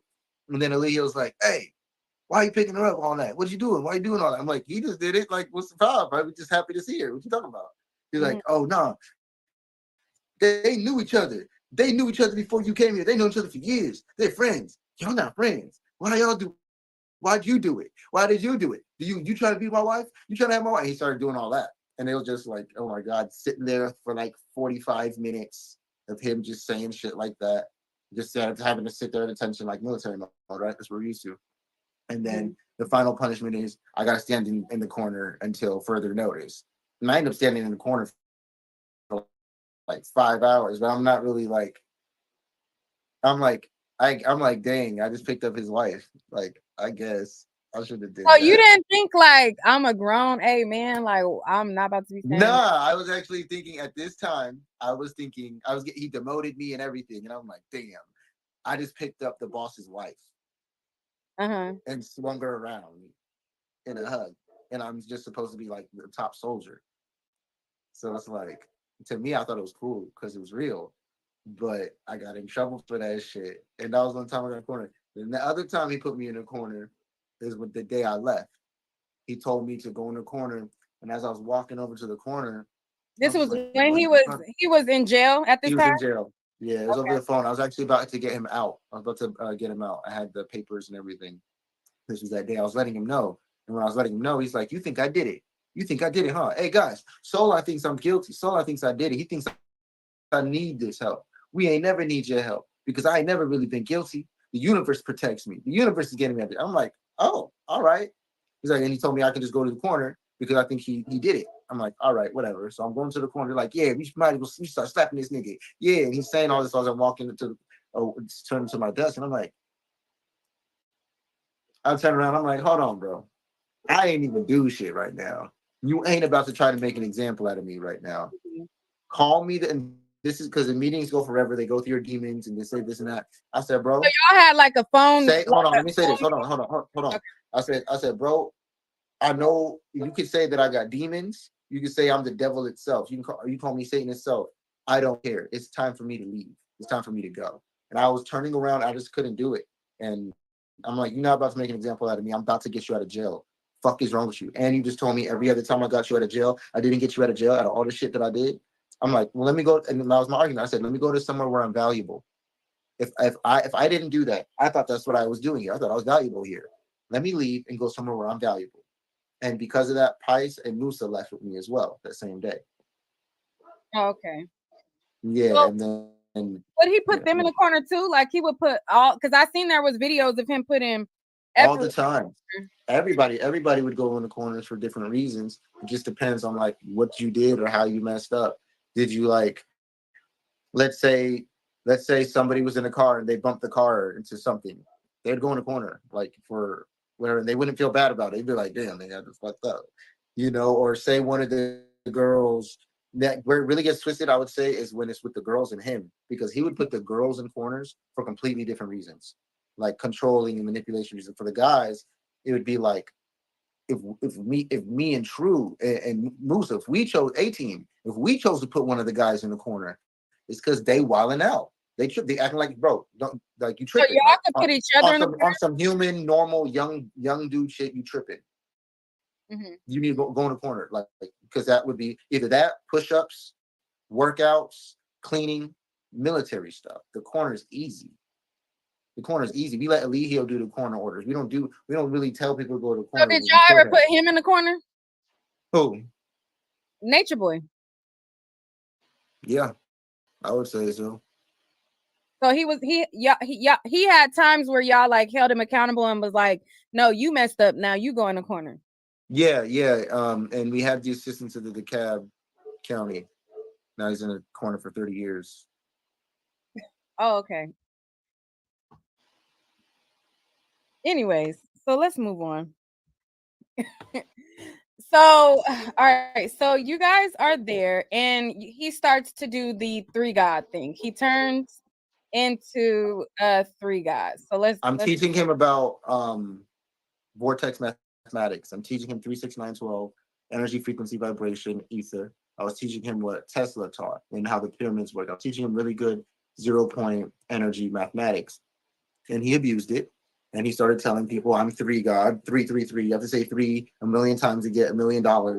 Started doing stuff like that. You got to do it. This counts as saying it one time. This counts as doing it one time. It's having everybody do all these things that make 3s. So it's 3. That's a 3. This is 3s. You got to hold 3s. Anytime you have a 3, that's another 3. It counts towards me. And that means the more we do it, I can make more money. That's what he was using it for. And that's what he taught it and promoted it as. And he also was saying aliens are going to come and pick him up.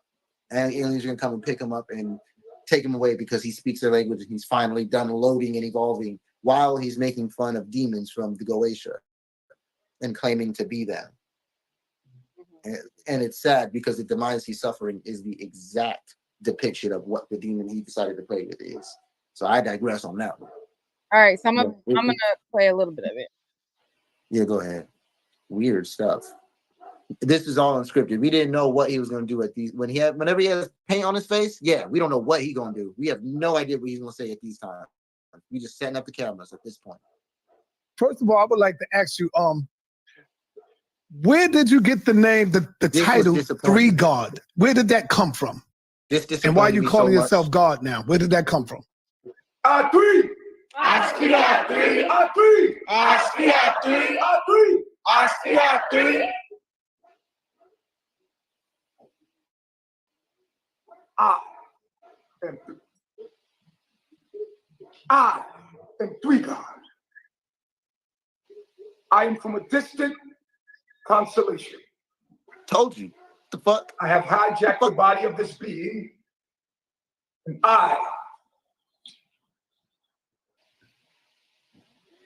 The girl at the bottom is so comedy.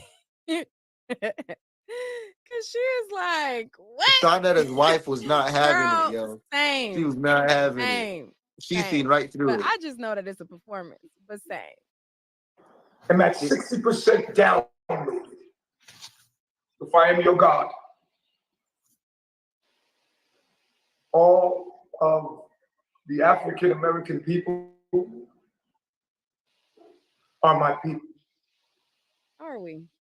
I am your God. I am the 3 God. I come in 3.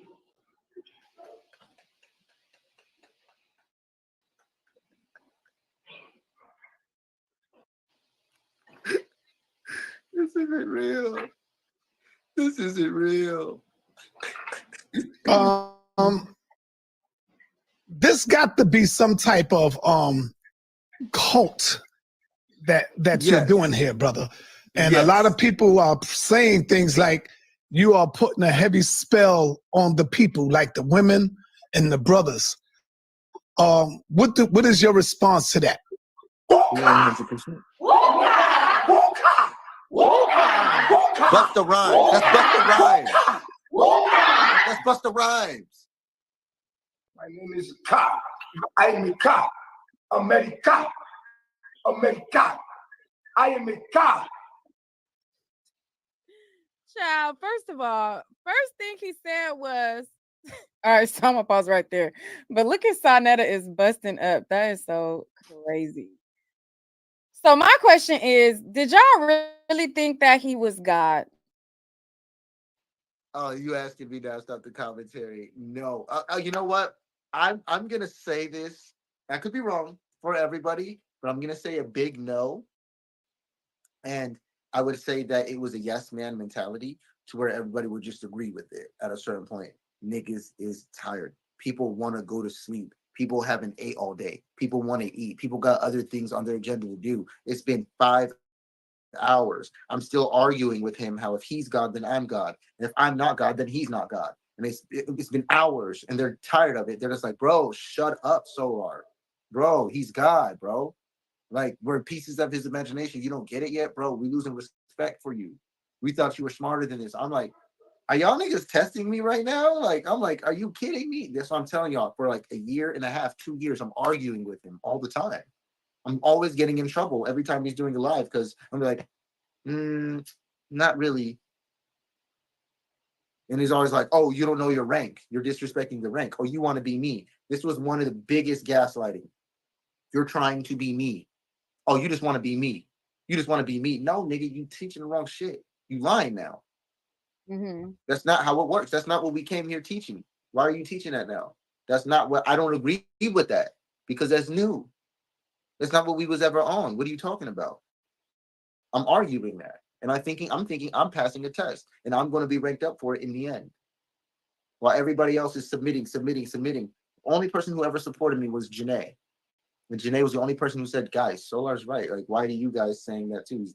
That is true. That's not in alignment with the knowledge. He's not keeping the knowledge. I think this is a test too. I think it's a test. I'm siding with Solar. Janae did that in front of everybody against everybody with me. And she ended up going out, oh, well, I guess he is God. I guess we're not God. She ended up backing out on the other same night because they wanted to go to sleep. Everybody was cussing each other out. They just hitting each other like, it's like, come on, like it's that. Like they don't care. No one really cares if he's God or not. It's a show at this point. We're hoping to get rich. We're hoping to get rich and popular at that point. And carbonation. So. All right, so I'm gonna play the next video where he basically, and I guess this sounds like this must have been around the same time when you and Janae kind of tell him like, Solar's right, you don't know what you're talking about. I don't know if that was on camera. I don't even know if that was live. I just remember us being in a room that was dark. I don't know if the camera was on that night. No, I'm saying around this time of the next video. Yeah, it would be upstairs in Atlanta. Yeah. Okay, so let me play the next one. When I already know which one you're gonna play. Go ahead. What am I about to play? Yeah, you're gonna play the one where he turns the lights on. This is when I was moving the fan around, and he's giving us the prophecy of what's gonna happen. Maybe. Here's what's gonna happen in my story, guys. Solar's gonna know my life. Me and he's gonna go with Nateri, and they're gonna start their own thingy, trolling me. It's the whole thing is coming. Solar and Nateri are gonna be their own chief and goddess. Solar, blink twice if you want to leave. All right. In my head, I was like, I swear to you, boy, I was like,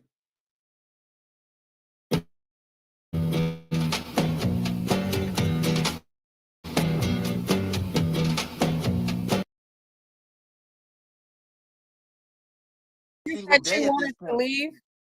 Bro, I'm arguing with him every single day at this point. That's why he's doing this, because me and Janae keep challenging him. Mm-hmm. Not only does he not want to be with him, want to be with me, and I'm teaching Janae a whole nother level of knowledge at the time that he's jumping around parading as these different beings and stuff. I'm actually with me. She's with me again.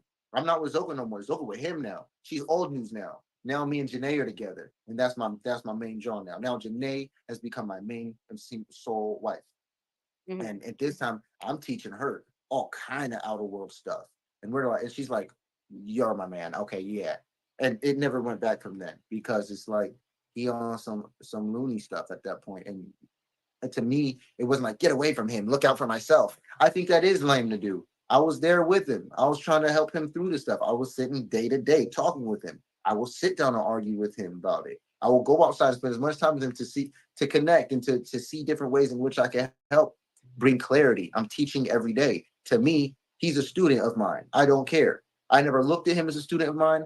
I just looked, that's how life works. You're a student whether you want to be or not. You're going to learn from your kids. You're going to learn from your students as a teacher in a school.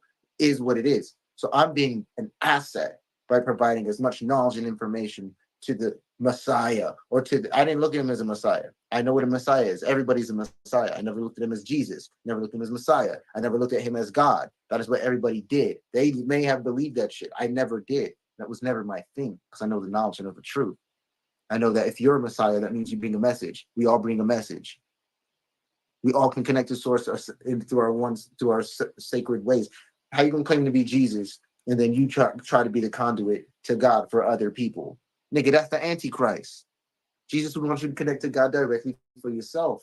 You want to tell people that they have to go through you now. We did not start Caebonnaton saying that. We said, eat in the dirt. Mm-hmm. Started eating alkaline. We started getting away from harmful electric energy impulses and grids and frequencies. We were focusing on that. When did it become about worshiping you as the God of Black people? When did that happen? I never signed up for that or agreed to it. Or at any time you said, if he was God or yes, my God, I didn't call him that. I'll say chief. Yo, chief. Yo, chief. I'll call him that. I won't call him no God. Hey, my God, my God. Did not like that. Anytime we had to call him my Lord or my this or that, I did never like those, because I always knew, Lord, you're not supposed to do that. But that's what you want to do. Maybe the lesson is discipline. I don't get it. Respect order. This is the other thing for me. I will allow shit to go. Excuse me. I'll allow things to go by because I respect order and structure. When I'm in a certain position, I expect to be respected in a certain way myself. So when I'm in a lower position, I don't care what the structure is, I'm going to play my role. I can work any job. My resume is beautiful because I can go in at a low position and work my way up as an asset rather than demanding or being entitled. I'm not that guy. Because when I get here, you guys are going to know why I'm here, because I earned it. That's how I am. So I'm playing myself with self-growth. So spiritual immaturity, I'll coin it again. Spiritual immaturity, doing what was right for my energies and really trying to develop in the wrong places, focusing on the wrong things at the wrong times, at the wrong priorities. But I didn't know what I didn't know. So it just took time. It took moments for me to break out of that spell. There was a Jamaican guy who, when I was at the house, he would message me. He'll send me like hella voice messages with a Jamaican tongue, patois, and he would be telling me my power. He would be telling me how Jamaicans are, telling me what Jamaicans are like in Jamaica, how we think and how we move, and how he agrees with all the knowledge, but the way we live in just ain't right. How I'm supposed to be stepping out, doing this, doing that. And I'm listening to it in the shower on low because no one can hear it. I'll go in the shower and I'll listen to these messages over and over again because I'm like, I know I gotta leave, bro. I'm not supposed to be here. I should be doing something way bigger, way greater. This ain't even right. What is this? This is a shit show. I don't like. I'm doing this a couple months, at the end because I'm in Philly. I wanted to leave. I contemplated leaving in Philly so many times, just walking out in the snow. Like, they ain't gonna find me. I got money. I'm good. I got food stamps. I got all these different things. I'm in Philly. I'm good. I'm gonna go kick it with Free Soul. I'm gonna go kick it with these guys because at the time that's who I was able to talk to. And I'm like, I got to get out of this, but I didn't do it. I ended up staying because, and this is why I stayed. Jaomi was there, and I had a package coming for him with some clothes, and I wanted to receive that package. I wanted to give it to him.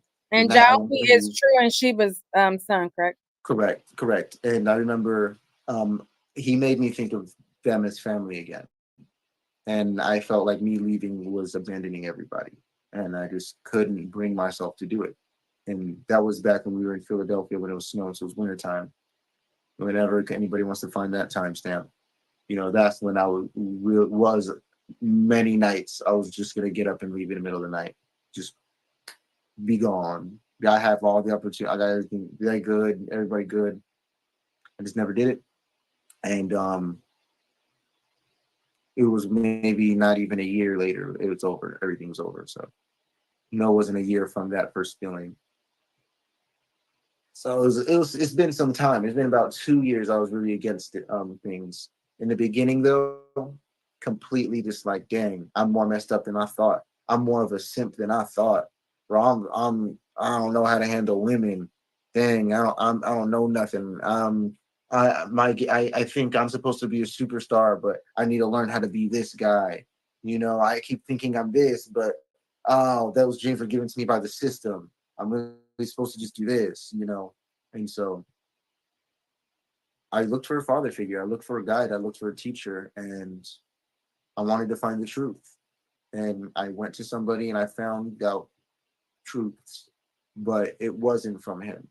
And it was about life. It was through life, through the scenario. But the universe did unveil to me a very encoded arcane knowledge that I now use and predicate everything I do every day on.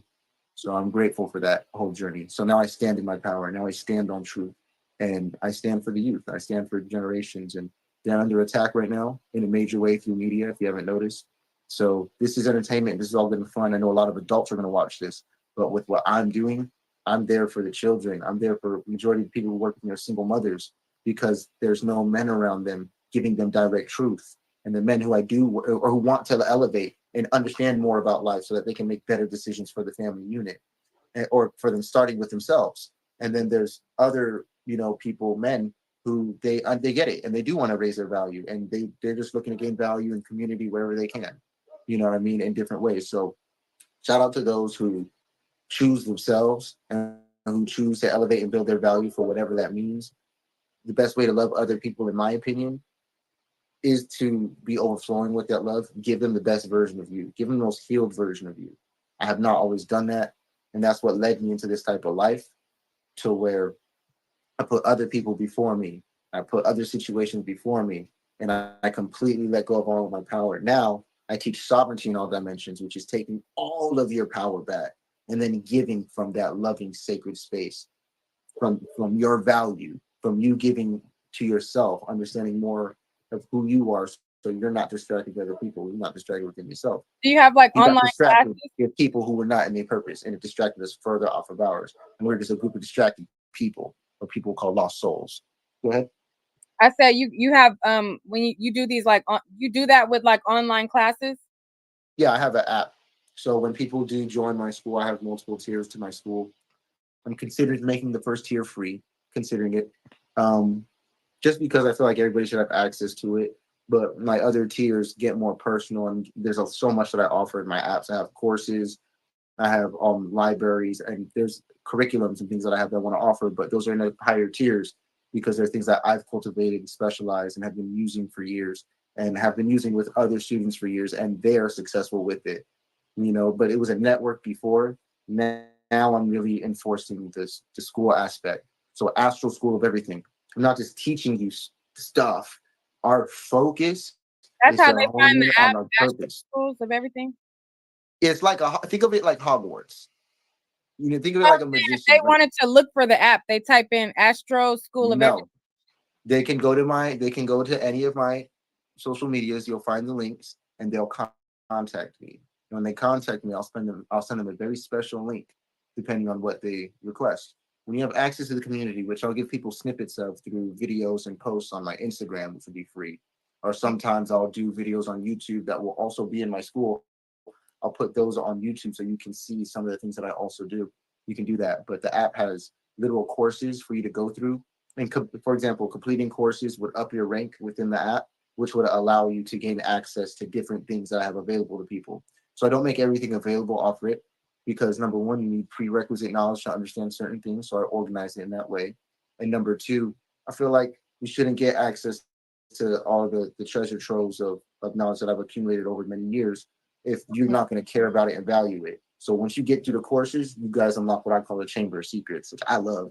But deeper than that, I have more things for people. The school has giveaways. There's money, a lot of money making opportunities. There's a lot of things that I'm going to be offering to the people for free if they choose to participate, willingly to evolve themselves. And so, like I said, I'll say it one more time, is that it starts with you, but then it starts to trickle to, like, especially like single mothers is where I see it the most. Immediately they implement these things with their kids, and immediately they start seeing the transition. I get phone calls, I get donations, money sent all the time as thank yous, pictures. They send me pictures that I'm creating. I feel like and this is before I even had the school. I was already doing stuff like this. This shows me that's my role. I don't care what y'all say. I'm changing kids' lives. Kids are getting their lives together, getting a proper understanding of the media and how life works, who they are, and being able to own that rather than doing what they think they need to do or what they're programmed to do. They're knowing who they are and what they want to do. They're locking into their purpose early. The parent, don't expect your kids to do it if you're not doing it, parent. So it starts with you. And I just want to say that that's the best gift I can give to my kids, my baby mothers, future, my current partners, like, and everything to come in the future. I want to give y'all the best, most healed version of me. And I think that's very noble for anyone to say, especially if you do their work to make it happen. So that's what we on. That's what we're doing over here at Ashe, Astral School of Everything, sovereignty in all dimensions, which you must have knowledge of all dimensions to have sovereignty in them. Okay, that's nice. I like somebody doing something positive. It's the opposite of what carbonation was. It's the opposite, literally. And you just can do it through an app. You only gotta live with me. One day I'd love to have like a Hogwarts type of facility, like I was in a mansion the other day and it was so big. I'm like, yo, this would be crazy to have this as like an actual school where it's just activities that is helping and for our purpose and studios here. Basically what carbonation could have been, but wasn't. So I am still, very much into all of my crafts, my productions, like I stated from my intro. If you don't know what I do, go to my intro. I do way more than that. I do graphic designing. I build websites. I build businesses from the ground up for people. I teach all kinds of different things. I'm just not a financial advisor. I just know some secrets. I know some codes. I know some people. So I give that sauce away to people who choose to gain that access to me, or even if they care. So it starts with questions. Being inquisitive. All you got to do is get in contact with me. That's your first step. If you can't even do that, then the internet is a vast place. You can find whatever you need to find on there. I'm just going to help you do it easier. I'm just GPS. But good luck getting to where you need to go without a map, without GPS. You could do it. You can still get there, but good luck. I'd rather do it with the GPS. It's going to cost me too much time, energy, life force. I don't have time for mistakes. I got kids. I don't have time to be dabbling in things that are outside of my purpose anymore. I don't got time to have habits that are going to be self-destructive anymore. I got little people now, what I'm saying? It changes things. So I just want to say that, it's predicated on generational wealth and building generational wealth long term. Oh, okay. So, She looked at me like, do you think you can commit to me? And I just looked at her and said, sure, you'll probably need a hip replacement at some stage. But yes, I can. Flexible financing for vet care with Care Credit.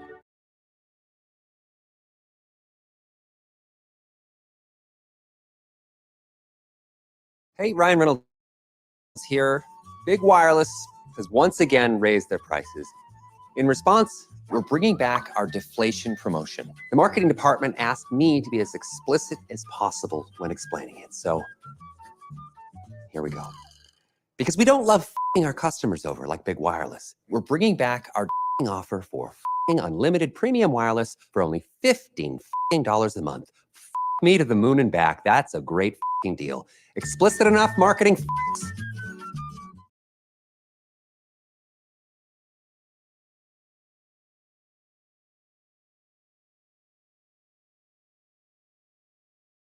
they go to your Instagram to be able to Instagram, YouTube. If you have me on Facebook, you can find me there. And very easy. You'll see my links everywhere. You can email me. My phone number has been the same phone number since forever. And I do use that for the school. So feel free to, if you get my number or you see my number, you see the messaging buttons, feel free to use those messaging buttons. Any way that you like to contact or communicate, go for it. Get in touch with me. I don't care what your money is like. There is a pricing system, but I'm really here for people who care. So make that clear enough. I'm gonna give you what I charge, but if things are an issue with people, I don't mind working with people who care. I do giveaways. I do free stuff all the time. Like, you guys have no idea. So just tap in. Like, at the end of the day, it's gonna cost you too much. You don't want to go through what I went through. That's what happens when you don't have your purpose. That's what happens when you don't believe in yourself. That's what happens when you put others first. Is that whole scenario that I went through. You know, that's why I live now teaching this new lesson of sovereignty in all dimensions. It requires responsibility, but it gives you your power back. I learned how to do that. And redemption is a process. It's not given to you. You got to do some work. You gotta actually get it back. You can't just say, "Oh, I got away from him. I'm free now." No, you still had things that brought you into that. When there's things that you probably took from it too. So you got to just be real all the way around. I digress. All right. So going back to Nature Boy, and you saying that there was like a year span where you started to kind of like check out and kind of start arguing with him and start to not really follow the direction that he was trying to go in. You I guys, mean, they did it. They followed it. I guess it was just resistance heavy at this time. People are the women are leaving every other day. mhm. I mean, there's heavy resistance in every area. Hey, Franco. My question is, was he harder on the women than he was on the men? Oh yeah, the women went. The men don't even know what the women went through because they're so separate. I know some, and then being with the women, I know most. So the women went through hell and hot water, all of them. I didn't even know what all of them went through. I didn't even know what Brianna had went through until after everything I had left. I'm like, dang, she got her too. I didn't know. That's why she was acting sick. That's why she's left. Oh, I didn't know. There's things I didn't know. And the women, what I do know is that Efru is heavily abused. Efru gets punched like a man. She gets full blown like 3-piece combos off camera, guys. And this is New Atlanta. This is all right when he's getting locked up, so don't worry. It was crazy at the time. You know what I mean? The women had it bad. The men was getting abused. The only man I ever seen abused was Pice and Loyal from Eligio directly. He's the only one I've ever seen him go up to them and slapping them multiple times, pushing them around, abusing them, like literally bullying them, especially while Pice was sick. And then like the next day, I have a video in this phone, it's my iCloud. I have Eligio masturbating to Pice. And he's saying, like, dang, you kind of look like a girl. And all the girls are around him, like, yeah, Pice, you kind of look like a girl, yeah. And this is the day right after he's sitting there abusing Pice, pushing him, slapping him, beating up on him while Pice is sick. Mm-hmm. Talking about, oh, you got nice feet, Pice. And he's sitting there masturbating. You're looking straight at like some craziest thing. And Do you think that he ever violated Pice? No, I don't think so. I don't think he did anything with anybody, any guy. But from my conversations I've had with some of the women, it's something that he probably would have went towards. They're sus of him. He's always watching like tranny porn while he's having sex with the women. He's watching porn of that when it's like you don't have to, but he wants to. So the women are convinced that, man, Solar, you didn't know he had a crush on you. So you didn't know he liked you. Why you think he kept saying he wanted a wife like you, Solar? Why he kept saying he wished his wife was like you, Solar? He loved you. He wished he was you, Solar. That's what the women tell me now. That's what the girls that's what they tell me now. I'm like, dang, I really ain't look at it like that. I just felt like the top soldier. Like I really felt like I just put in work. I'm valuable. He would tell people like, one day, everybody's children are going to look like Solar. Solar is a future human. This is what future humans will look like. And he'll say stuff like that. And then they're like, bro, you didn't think that was sus? The women are telling me, I'm like, bro, I did not notice. But I think that he would have definitely worked it towards that direction. I think it was in the agenda. I mean, it didn't happen, but they're always not. Hearing the guys starting to defend, when the guys start saying they would drink his cum, that's when you start getting weird. But it never happened. So there was a video where I think it was Pice, or no, it was Malia, and I think Pice was talking, and Malia said, she was like, you guys were like around, like it was like a curved couch you guys were sitting at.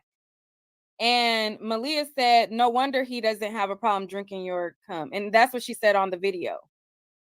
So are you saying none of you guys ever drunk? I don't think it ever happened. If it happened, I don't know about it, but I don't think it ever happened. I think what she was saying was at the time that was a topic. He asked the guys one time, he said, hey, what if I put it in like a smoothie or something? And would you guys drink it just for the information? Would you guys do that?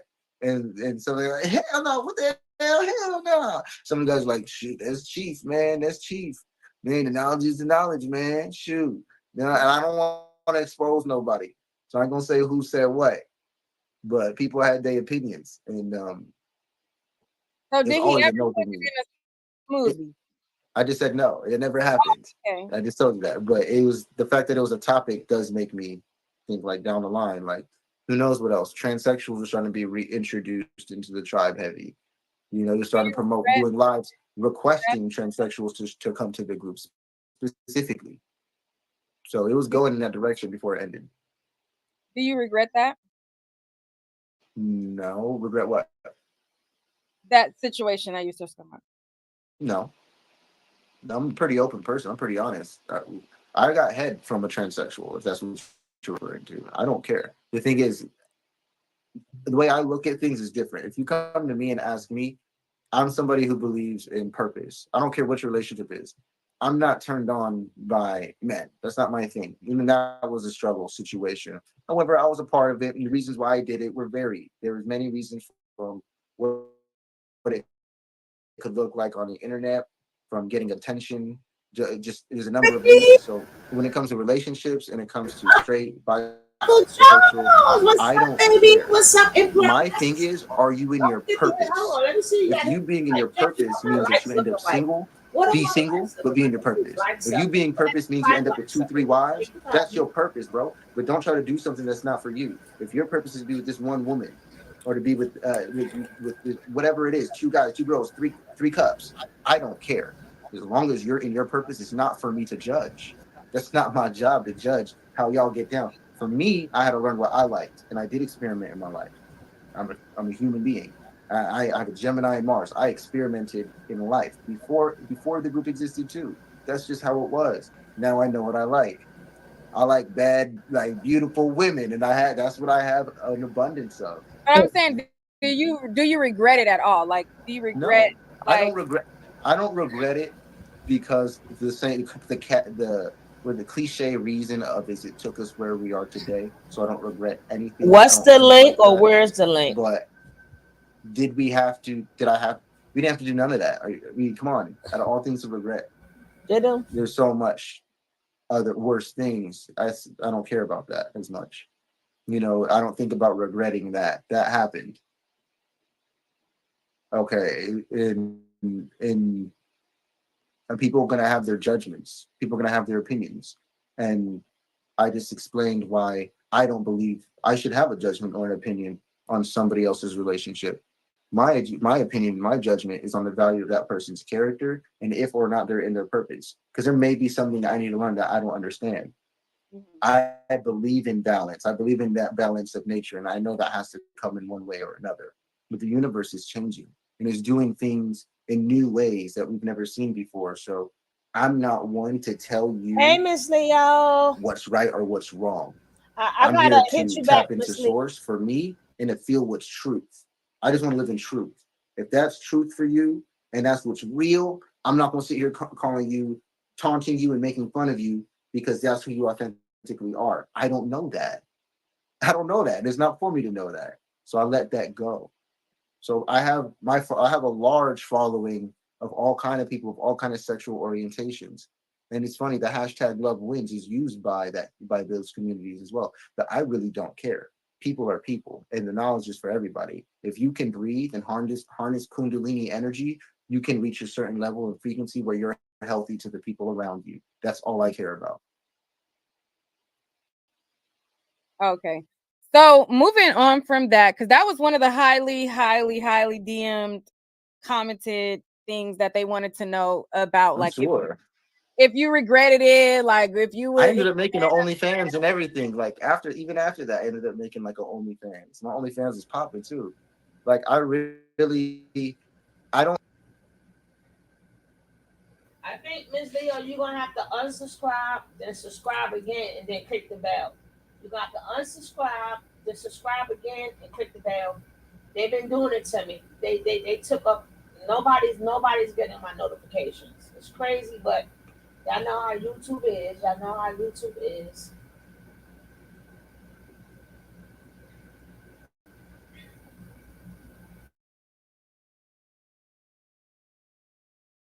I don't publicize that part of me, but there's a part of me that is naturally tapped into Tantra, which is where you really go deep into all of your senses for anything. Usually used with, trying to solve the murders of 3 young girls in 1973. We're now actively trying to find serial. That type of, what I'm talking about. So that seductive world, right? So in that area, I don't know what words I can use or not, so I'm careful. So in that area, I like to teach those things. I like to teach women what the Kundalini energy is and how they're naturally tapped into it. They want to know how to work with their moon, how to work with the wounds and the cycles. I like to teach them those things, so the right way. I like to teach men how to harness their Kundalini energy, how to master that energy. It's not just about holding it and harnessing it, but also about how we use it. So men and women are different. Men are built with more emotional intelligence. Men are built with more what is known as, and this is a fact, it is a reptilian and a mammalian brain. Women naturally are in their feelings. They're naturally in their body and in their senses. Just more. They don't really care about what you're saying or what you're talking about because they're feeling what's going on now, majority of the time. Men are usually thinking. They don't have that same the same expansions as a woman does. They're a little bit different. So they think more with the neocortex. Men get a little bit more creative with emotional intelligence. So men, you need to learn how to tap into your body. You need to learn how to breathe. You need to learn how to harness that. You got to tighten that little area down there that we all think is funny, the perineum. We think it's hilarious. But you got to tighten that energy and hold that and learn how to cycle breath and energy throughout your being. You have to learn how to do this. And women already do it. They naturally do it. They're built doing it. They're learning emotional intelligence, but that's coming at a higher rate for women because they have to be masculine anyway nowadays. So that's what I believe, and that's what I observe, and that's what I see, and that's one of the things that I teach. So when we get into that realm and that energy, it's a very taboo topic, and I love that people like to talk about it because if you take anything from this message, is to take that type of energy a little more serious. It's very sacred, and you guys have seen even how my journey has been when that energy is abused or when that energy is attacked. It's very hurtful, it's very painful, it's very serious. And you can use this same energy to heal yourself and to heal your partner and the people around you. It's not just about that seductive side. It's about getting a fulfilling sense of life all the time, gratitude, higher frequencies, higher vibrations. There's a lot that comes with this. And it's an alignment with sovereignty in all dimensions. If you don't feel these vibrations, these higher frequencies, or they're taboo to you, it's because there's dimensions you may not be aware about. You don't have knowledge of them to be free in them. So it's a cap at a certain point. I want people to be able to master their emotions and their reality so that nothing can manipulate them and control them, especially when our weakest points as humans, as our hearts. All right. So thank you for that. Now we're going to move forward to when you left, right? So you left, you went to Mexico, and shortly thereafter, I think you came back and you met up with Janae. You and Janae started a relationship. So walk us through that. So I leave, I go to a spa, me and Janae talking on the low, and go to Mexico. I'm with the guys. I'm with Musa and some of the guys, and we're just, we're living out in Mexico. We establishing ourselves there. There's a really good setup. I ended up going back to the States at some point, getting with Janae. I had ran into a good amount of money, and I bought my studio with it and a couple other things. Some old friends of mine ended up looking out for me in a very major way because I helped them a long time in an even bigger way. And so I ran into a lot of money and moved Janae out with me. We were living in Mexico, had our own house, doing our own thing, bought our own furniture, new Nintendo Switch, new iPhones, new service, new this, new that, everything brand new. We're doing great. And, the relationship, I think, was awesome. I think the relationship was beautiful. And Janae's an amazing person. She looked out for me when I left the group, and she had my back all the way through. And she always just wanting to love me and me to love her and just to have that fantasy relationship. Only comment I have about our relationship publicly, because I want to protect the sacredness of that, is I think that I wish she would have took more time to sit down and get to know me rather than continuously assuming that she knew me, because that's where all our arguments started. I didn't have to say nothing. I could let everything go, but I'm like, bro, I feel like a brick wall, like I'm a ghost. Like you just married. I don't feel like I'm in a relationship. I don't feel like I'm here. I'm just a guy. I'm just a Ken doll. And I didn't like that. And I'm like, I have so much more value, you know, and I'm just like, get to know me. And like, I already know you. I already know what you're thinking. I don't know what you're doing. I already know what you're saying. No, I don't need to hear it because I already know. And that right there, bro, I couldn't do it. And just to leave that alone, because she's a great woman. I learned a lot of things from her. I learned a lot of different things from her. I could have been better with her too. So it's not all her why the relationship didn't work. But ultimately, that was my understanding from hers. With Velvet, it was a little bit different because, which was shortly after this. So after Janae leaves, you know, after being back and forth so many times, you know, after she leaves, I'm like, yo, you're leaving this time. I'm taking this as a breakup. Ain't no pause, ain't no separation for a week. This is a breakup if you leave. If you fly out the country and you leave this house in Mexico, we broke up. I'm not doing no break. You out the country. No, you just broke up with me. And so we had that establishment. She left. And when she left, she had lied to me the night before. She told me she was going to stay. We ended up having very, very good intercourse. And I know that's where our child Azuli came from. And she ended up not leaving. I mean, she ended up leaving. She lied to me. She told me she wasn't going to leave. In the morning, I woke up and she's at the door with her bags. And she's getting a taxi already. And I'm like, what's going on? I told you I'm leaving. I'm like, you told me you was going to stay. And she ended up leaving that night. I ended up getting with Velvet later on because we resonated through so many different levels. Purpose, we aligned. We were both going through the same thing. We were both saying we're done with the relationships. We're working on ourselves. I had just revamped my whole business after Janae left. I turned up. When Janae left, I turned up. I cleaned the house like it was never cleaned before. I had my page revamped. I found big man. I did so much work when Janae left me. I was so on point. I was making money. I was doing everything, and I was live every day with my group, with my class. This is when Soul Redemption started, and we was killing it. And you know, Janae was with me at the beginning of Soul Redemption. When she left, I really turned up.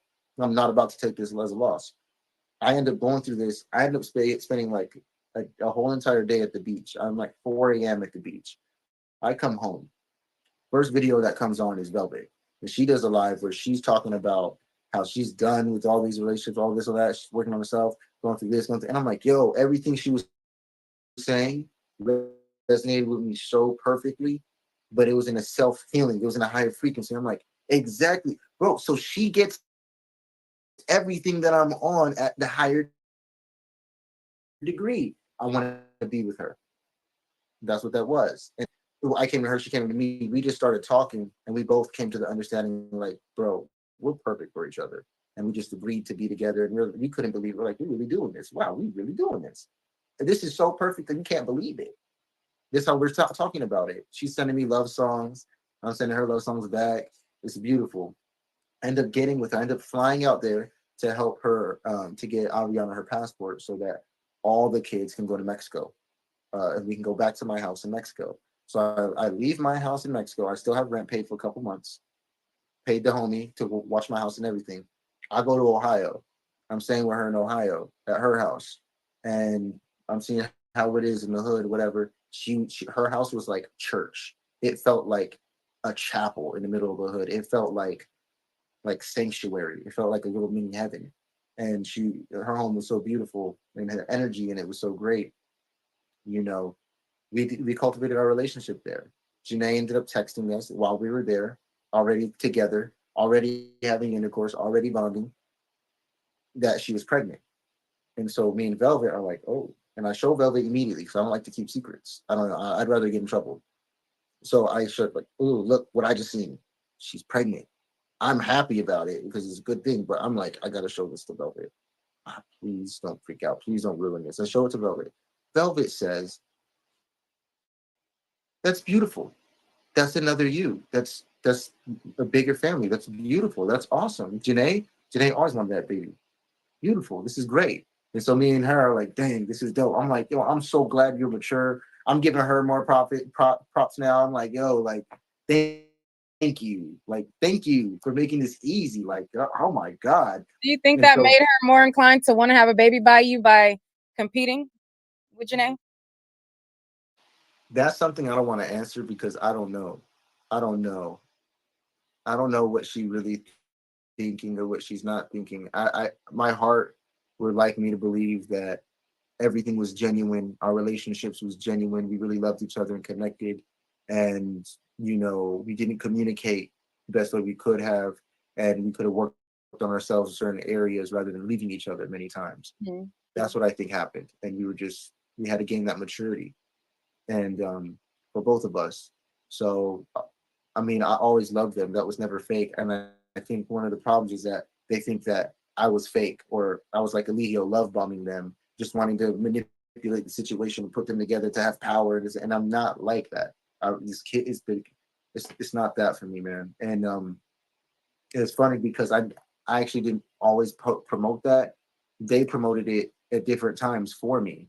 Janae was like, I would be with you in Velvet if Velvet would just stop ignoring me or this and that. And then Velvet would be like, well, I'm open. I think we're a big family. Why don't we come together? Or we're in Arizona. She's like, well, Janae, I think it's time for us to all come together. It makes sense.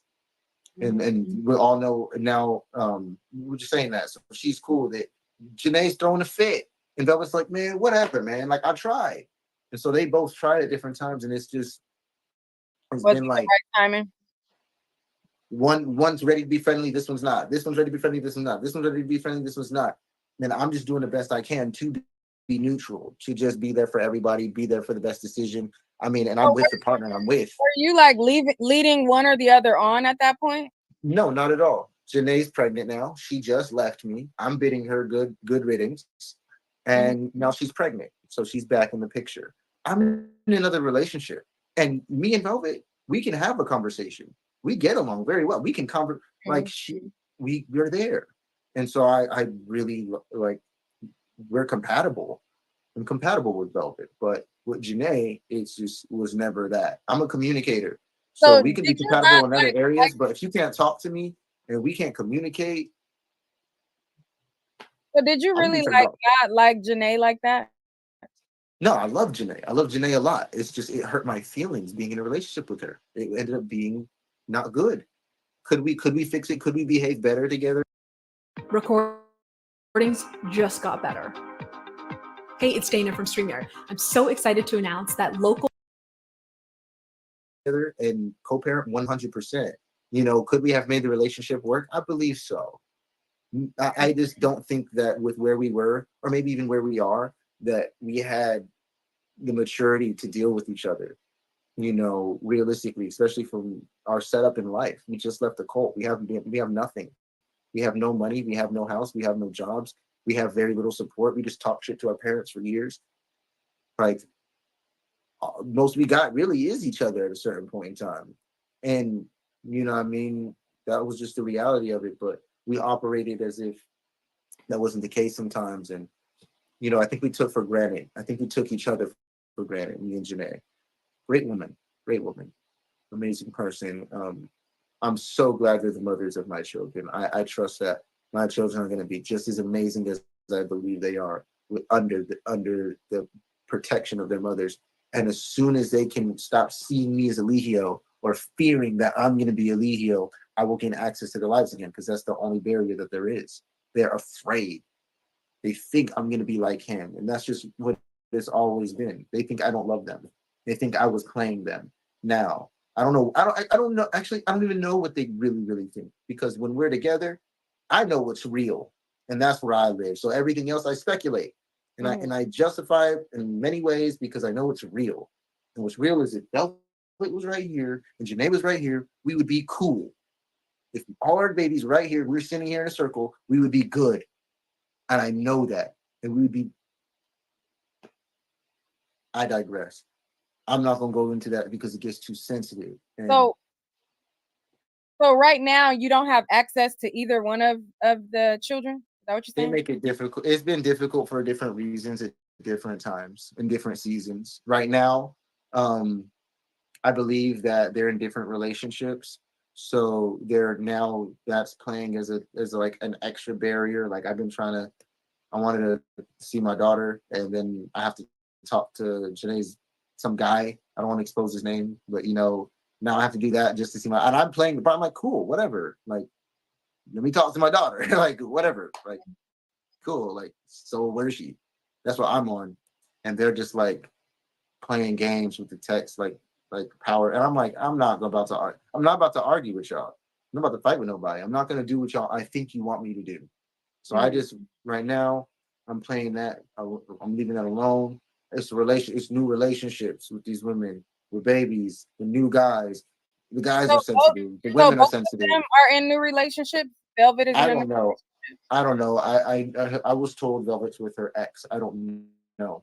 However, what I do know is that she can move on, and she keeps saying that she wants to, and all those different things, and that's fine. I have a new person, and my person to me is the most compatible, perfect person I've ever came across for me. Like, it's like it all makes sense. Like, it was all for something. So shout out to you, because I know you may or may not be watching, but yeah.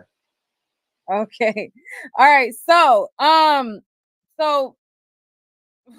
are you still providing for them even though you're having a difficult time? Because that was another thing that came up. Both of them said that you were not providing for the children. Yeah, that's bullshit. Excuse my French. I've done a lot, and they choose to never acknowledge it. And the moments where, like, example, Janae requested $400 from me, and I said, give me a day or two. And I didn't respond to her message for like a whole day, and it was New Year's or something. And she blocked me. She went on my live, and she went in there and just said, I'm putting you on child support, and blocked me. And that hurt my feelings a lot. I'm like, what? We was just good 2 seconds ago. Because she needed, I didn't know what she needed the money for, or what it was.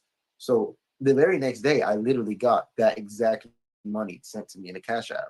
And I'm trying to get it to her, but I'm blocked. So I'm trying to contact her, and I'm blocked. And yeah, I could have just sent it to her. I could have did things like that. I'm trying to get in touch with her. I'm trying to talk to her to feel like, yo, we need to communicate this. We can't keep doing this. You're not just gonna keep blocking me. We send you money, and then you block me again. And then that's not healthy for me, you, or the kid. That's not cool. So we got past that hump. And that has been the only thing that I see coming in as an issue with me and Janae is like on demand support. I'm not always able to do that, even though I'm working really hard. I'm trying really hard, I'm doing a lot that I can, but our funds are all really separated. So everybody's spending more. Everybody has to work more. Everybody got to do more, because we 3 different families now instead of 1. So I am doing everything that I can to always support them. I do live below my means. I'm usually like right above a certain point, just because I have certain things going that I'm planning for the future. And I think that, I'm waiting. I have a good faith that Belvin and Janae are going to get right to the point to where I can give them these things, and we can have our children can really be abundant. As far as what's going on now, they don't need me for nothing. They block me for everything. If I request help, they don't care. If I buy $1,000 list of stuff, they don't care. So I kind of like just limit what I do sometimes. So no, I don't support as much as I used to anymore, and as I would like to, but it's really from being blocked. I don't think it's right. I don't think certain things I'm not being treated right at all. I'm definitely getting the worst end of the stick in the situation, because they think I'm a Leo and they think they're protecting my children from me. And it's absolutely nuts, because they think I'm love bombing them and I'm a narcissist. And they're using all the psychological terms that they've been told or heard or seen in the book just to throw it on me and make it okay to keep my kids with me. I don't like it. Why would both women come to that conclusion? Like, what are you doing? Well, Janae, that's not both women are on that conclusion, because Janae's cool. My last message from Janae is, Solar, I'm so sorry. I never wanted any problems with you. I never wanted any issues with you. I never want any problems with you. I just want us to be good again. I just want us to be cool. And I'm like, cool. So me and Janae are cool. We're good on that level. It's just now there's a guy involved. So now that's weird. Me and Janae are good. Okay. But what about you and Velvet, Velvet? Yeah. as you say, 11-11, as you say that. No, man.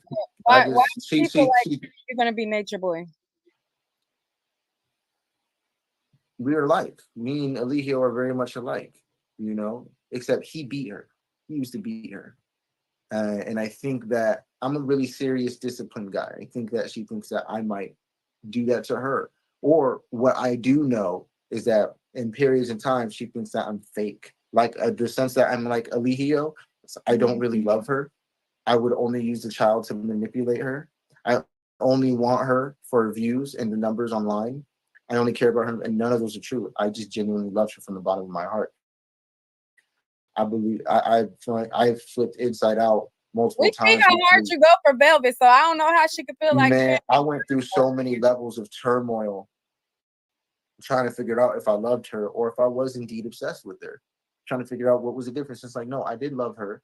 I'm being told, she's telling me that I never did. Anytime anything like that pops up, I say, hey, I want to be there for my family. Hey, I'm here. No, you're not. You'll never be. I'm not. Let me not say what she says because I want to keep it clean. But just, I'll put it in this nutshell is that I'm trying. I'm just getting rejected right now. But I'm not going to stop trying. And I'm not going to stop being the best me. I'm not going to stop building our assets and things for my children in their names. You know, I'm not going to stop doing what I got to do for the family over here because of what's going on over there. I'm just going to wait for the right time, whether they need me, whether they choose to be around, whether they feel safe, whether they want to try, whatever it is, whether it's years, months, weeks, days, tomorrow, I don't care. I want to be ready at that point, at that highest level. What's that, bro? You know who you is? Go ahead. Oh man. Hold up, Nick. Can I put it on display? Man, my man Nate. That's a big old hamburger. Chef. You know it's a vegan one. Look at that. Oh man, and the potato. There you go. Oh, he's serving you, child. That's nice. That's a nice friend right there. Bro, do you think that's how we roll? Love you, bro. That's how we scroll, man. I love you. Y'all good down there? You think? God is good. God is good. Gratitude. That was nice. That is delicious. That's like a real friend. He see you online, you doing the interview. He bring let me bring my friend some food. You know, you got cool. like that. There don't need to be no cameras. There don't be nothing going on. You just do that anyway. He cooking, he gonna make sure everybody eat. Anyway, that man has a lot of friends in good standing for a reason. There's a reason why I'm around certain people. They think, and that's another thing. Another thing I hear all the time is they think I'm around a bunch of crazy people. Okay. All right. So if my phone died, don't get mad at me. No, I'm gonna get mad at you. Plug it up right now. 3 hours. It's been like 3 hours, man. Plug up the phone. How long are you trying to keep me on here? For like 15 more minutes. 15 more minutes. 15 more minutes. Or 20 more minutes to make it a full 3 hours. I'm about to just move around.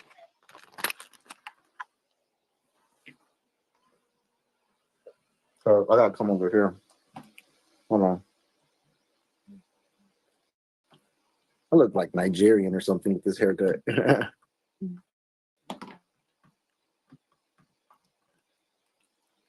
2% caught it. That's on video, so I probably would have went out sooner.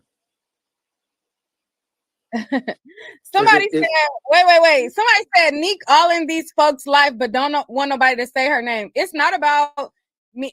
If you actually knew me and we had history and you had a reason to bring my name up or speak about an interaction that we had in real life, then yeah, it will make sense that you bringing up my name. But if I never met you, I don't talk about you, I don't speak about you, I don't do commentary on you, I don't communicate with people that know you, then it becomes weird that she's bringing my name up because she started dating somebody that knows me. Okay, but then so she started trying to add me to the story that I had nothing to do with. I didn't introduce you to that person. I didn't link you up with that person. I don't talk to you. I don't even talk to them. So why you keep trying to add me to the story? That's the problem that I have. So you like leave me alone. Leave me out of it. I didn't introduce you to them. I hear you. I didn't meet you through them. I can don't put in a personal request. I don't like. So why you keep trying to add me to the story? That's my problem with her. Well, neat. And you know what? Yeah, and I'm glad you communicated that, because if that is the issue, then there's probably some answer to it. I don't need to solve it. You don't need to solve it. We don't need to she a world-renowned singer. Let it be what it is. But the fact that you can acknowledge that is what the problem is, I don't think that the solution is really that hard. I just don't know if you guys are going to get to it, but it's okay. Don't give it that much more energy. I'm not. So you got a lot. You got a beautiful platform. I loved your intro. And I know you in person. And if somebody was saying these things about you, Neek's crazy. Why you deal with her? You see what's on her page? You see what she talk about? Hold on, bro. Hold on. That woman is doing what she needed to do for herself in her life, and she's doing it well. Thank you. I see it. And people don't have nearly the setup that you have with your infrastructure. I see how you do your thing. You got your thing set up right. I don't even got my stuff set up like you. I did mine different, but I would vouch for you, whether they knew you or not, or it mattered or not. I would vouch for you. It's the same thing. That's the same thing I feel for her. So I don't know what I don't know. Someone came to me accusing you of this and that. I wouldn't be able to tell them if they're lying or not. I'll be like, damn. Well, I know her to be a good person. So we don't have to talk about them, but at least this issue ain't that bad. Okay. So let's move on. No one hurt each other. Feel confident your taxes are done right with TurboTax Live Experts. 100% accuracy guaranteed. Try it now. I don't want to talk about I don't want to talk about no. Yeah. All right, let's talk about some more bullshit in my life. Just bring up some shit about me. The question that people wanted to know, they wanted to know, did y'all ever hook up? That's what they wanted me to ask. Me and Jag, no, never. That's auntie. Yeah. That's literally like my auntie Jag. That's like my auntie Nietzsche. It's like my auntie Michelle. It's like all my aunties. And we act like that too. We look out for each other. We make sure everybody good. We make sure everybody eating. Stuff like that. We just really family vibes. Okay. So yeah, we be chilling. We be chilling, working. Me and Jag, we work. So everywhere me and Jag going, me and her, we're working. We're over there putting in work on whatever it is. Like we're pushing envelopes. That's just how we are. Okay. So I have more questions, but I feel like maybe we should just let the audience ask the rest of the questions, or what do you think? Or are you scared of them asking questions? No. As long as we don't talk about your business no more. Just keep it on me. You can ask me whatever you want to ask. You got me for a couple more minutes. How much more? I got things to do. It's late and we're way past my schedule. Okay, so you want to talk to them for 10 minutes? I get up at 5 a.m. Well, I shoot to get up at 5 a.m. every day. So I go to sleep. I start my wind down at 7 and go to sleep at 10. So my hour and a half past that. So I got to stick to my commitments to myself. This has been great, though. I definitely, You don't like what you're saying. No, you can do that real quick. Let's do it quick. We just got to wrap it up because commitments. Okay. Thank you for your time. All right, so y'all got to click the link, come in real quick, because, Solar is trying to make his exit because we done held him hostage for 3 hours. Yeah, it's bedtime, guys. So y'all got to, in order for y'all to either get the question, y'all got to either super chat the question or click the link. Okay, and we got 10 minutes because y'all putting crazy. We ain't going to do everybody, so we can do some. Yeah, just a couple. Somebody said this interview was dope. Thank you. I appreciate it. This was good. Thank you. Thank you for having me. This was I hope you wasn't offended by none of the questions, but some of the stuff I had to ask for the audience. You know what I'm saying? Meek, you've been very respectful. You could have asked all kind of things, and even the things that were taboo, you asked in a nice way. I just want to let you know I was comfortable with it. But you're good. I enjoyed my time with you. You a special person. I'm a real guy. I'm a real dude. You just ask me stuff. I'm always gonna tell you the truth. All right, Sammy. Thank you for that. Also, Solar, you cute. You cool too. Hey, Solar. Hey, what's up, I want to know what. Don't please, sir. Why would you in Mexico summoning demons? Excuse me. Janae said. Before your question, what did you just say? Because you telling me if it's worth my time. Go ahead. I don't remember. Janae said y'all was in Mexico summoning demons. Can you explain, elaborate? And then you also said you taught Nature Boy demonology. Can you share with the audience what you meant? Yeah, I can't explain it. So, basically, no one summoned the demons. That's not how it works, and that's not what the Goetia is about. So, to understand your question, if you really want to understand the answer for that, you would have to know what the Goetia is. You'd have to know the story of King Solomon. That's what it was predicated upon, and that is what opened that door for Eligio to start kind of abusing it. He actually got it from a friend. He heard it on a live. They mentioned it to him, and why not? Hey, why not? You need not. You need only truth. Shout out to why not. He's actually the one who had mentioned it to him. He said the name, and we were in a live or something, and I had researched it. Leo asked me to research it. I researched it, and I sent him a picture of what it was that they were talking about on the live, and it was it was one of the demons from the Goetia. And from that on, I know about that knowledge. It's Masonic things. I know about that knowledge and what those things mean, whereas he doesn't. And so what he did with it was he started to personify and try to embody the characters of these entities listed in the Lesser Solomon Key Goetia. So it is a book of demons. There is also a book of angels as well that match each of them. And the story of King Solomon is the balancing and the mastery of all of them. So Eligio didn't understand none of that story. He didn't understand what it was. He just heard bits and pieces, thought that they were cool, and decided to dabble and play with the demonic energy and got stuck in it. And I do think that it ended up playing him in a certain way. If you want to think spiritually, psychologically, he went to a form of hysteria and mania from it. So no, definitely played with the wrong types of things. And I am very knowledgeable about them. I don't know if you know what this is, but I'm on some other stuff. I'm on some higher level mastery things. So that's the lower levels, the Goetia, the demons. That's actually very easy to master. He got stuck there and got lost in it through ignorance. Somebody super chatted and said, "Is it true that he broke Eli's tooth? If so, why?" No, it's not true. But I'm not going to go into that question deeper because it involves a serious scenario with Velvet. Oh, they talking about her baby? Is that who they're talking about? They always ask me that, and I always get the same answer. No, I didn't do it. She did that to herself on accident, but I get blamed for it. But continue. Oh, okay. All right. Tiara Carson. Hello. What's up, Tiara? Okay. How are you? I'm good. Thank you for camming up. And then the people on camera will get like priority, but go ahead. But we gotta, he said we on the time limit, but go ahead. Okay. I have one question for you.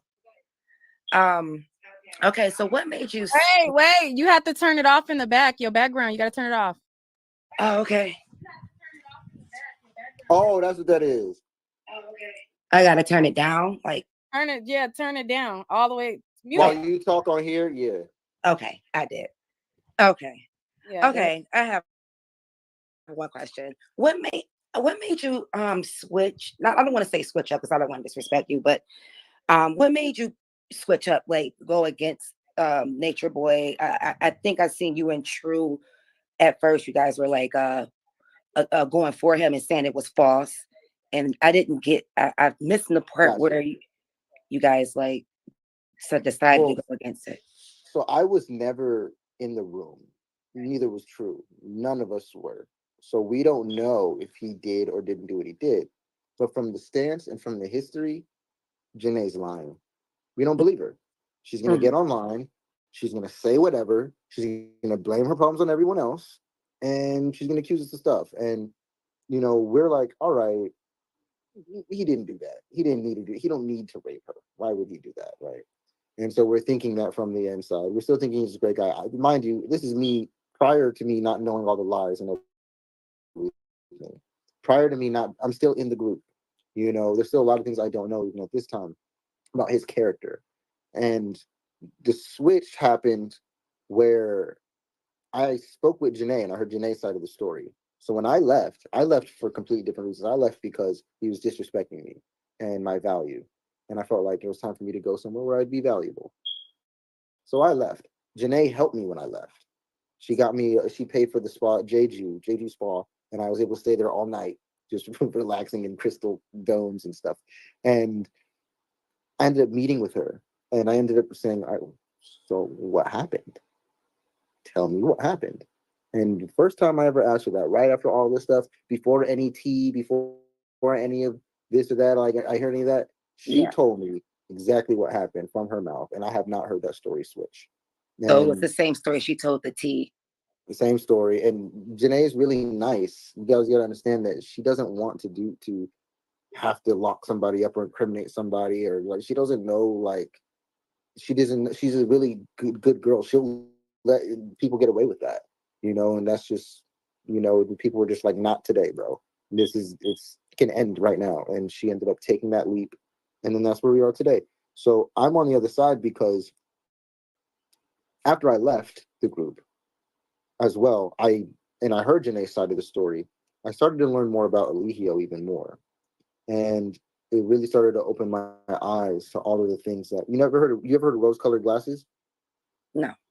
It's a term that's used to say, like, you're looking at somebody with rose-colored glasses, you're not seeing their flaws, you're only seeing the good things. You're only seeing the best things about them. They're looking really good to you. But if you took those off, the reality is, bro, they snaking you. They doing you dirty in all kind of ways you did not know. And that was what it was. So I have no trust for him. There's no more honor for him. What he's done to my daughter, what he's done to these other people. When my friend Amar died, I know why Amar died. It's under this guy's orders and him acting like Eligio, when he was looking for a father figure. So my friend's gone. My daughter's gone because of the situation. My partners, my baby mothers are afraid that I'm going to beat them like Eligio beat them. They're afraid that I don't love them and I'm just trying to manipulate their minds and energies for numbers. And I'm sitting here fighting day after day to show and prove my love. And all they're doing is saying different things. Either I'm broke, or I'm a narcissist, or I'm abusive, very good, verbally abusive. Anything that they would say is just, it's like, come on, that's not it.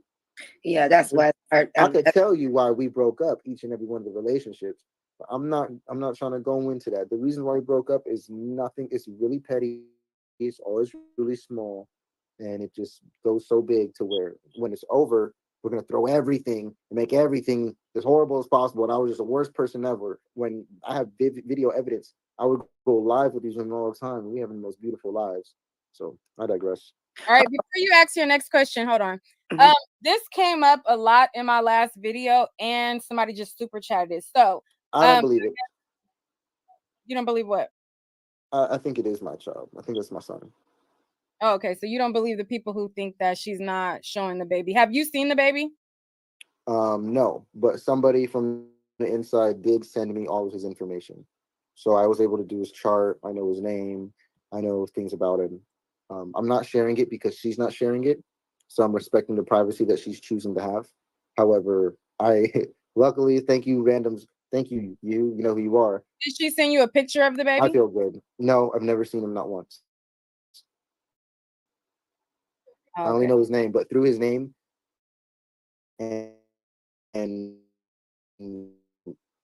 how she talks about him, I know that's my son on top of that. Especially because of the name. The name screams, I love you so much. For them to be comfortable in. So in the meantime, like the child needs both parents. So they need you, they need her. So in the meantime, if she's not gonna allow you to see the baby, like you and not be there. Yeah. I'm not gonna take them to court right now. They don't need that. They don't want that right now. They're going through something else. Even if I was to do that, it doesn't mean that they're gonna emotionally just mature instantly like that. It doesn't mean that.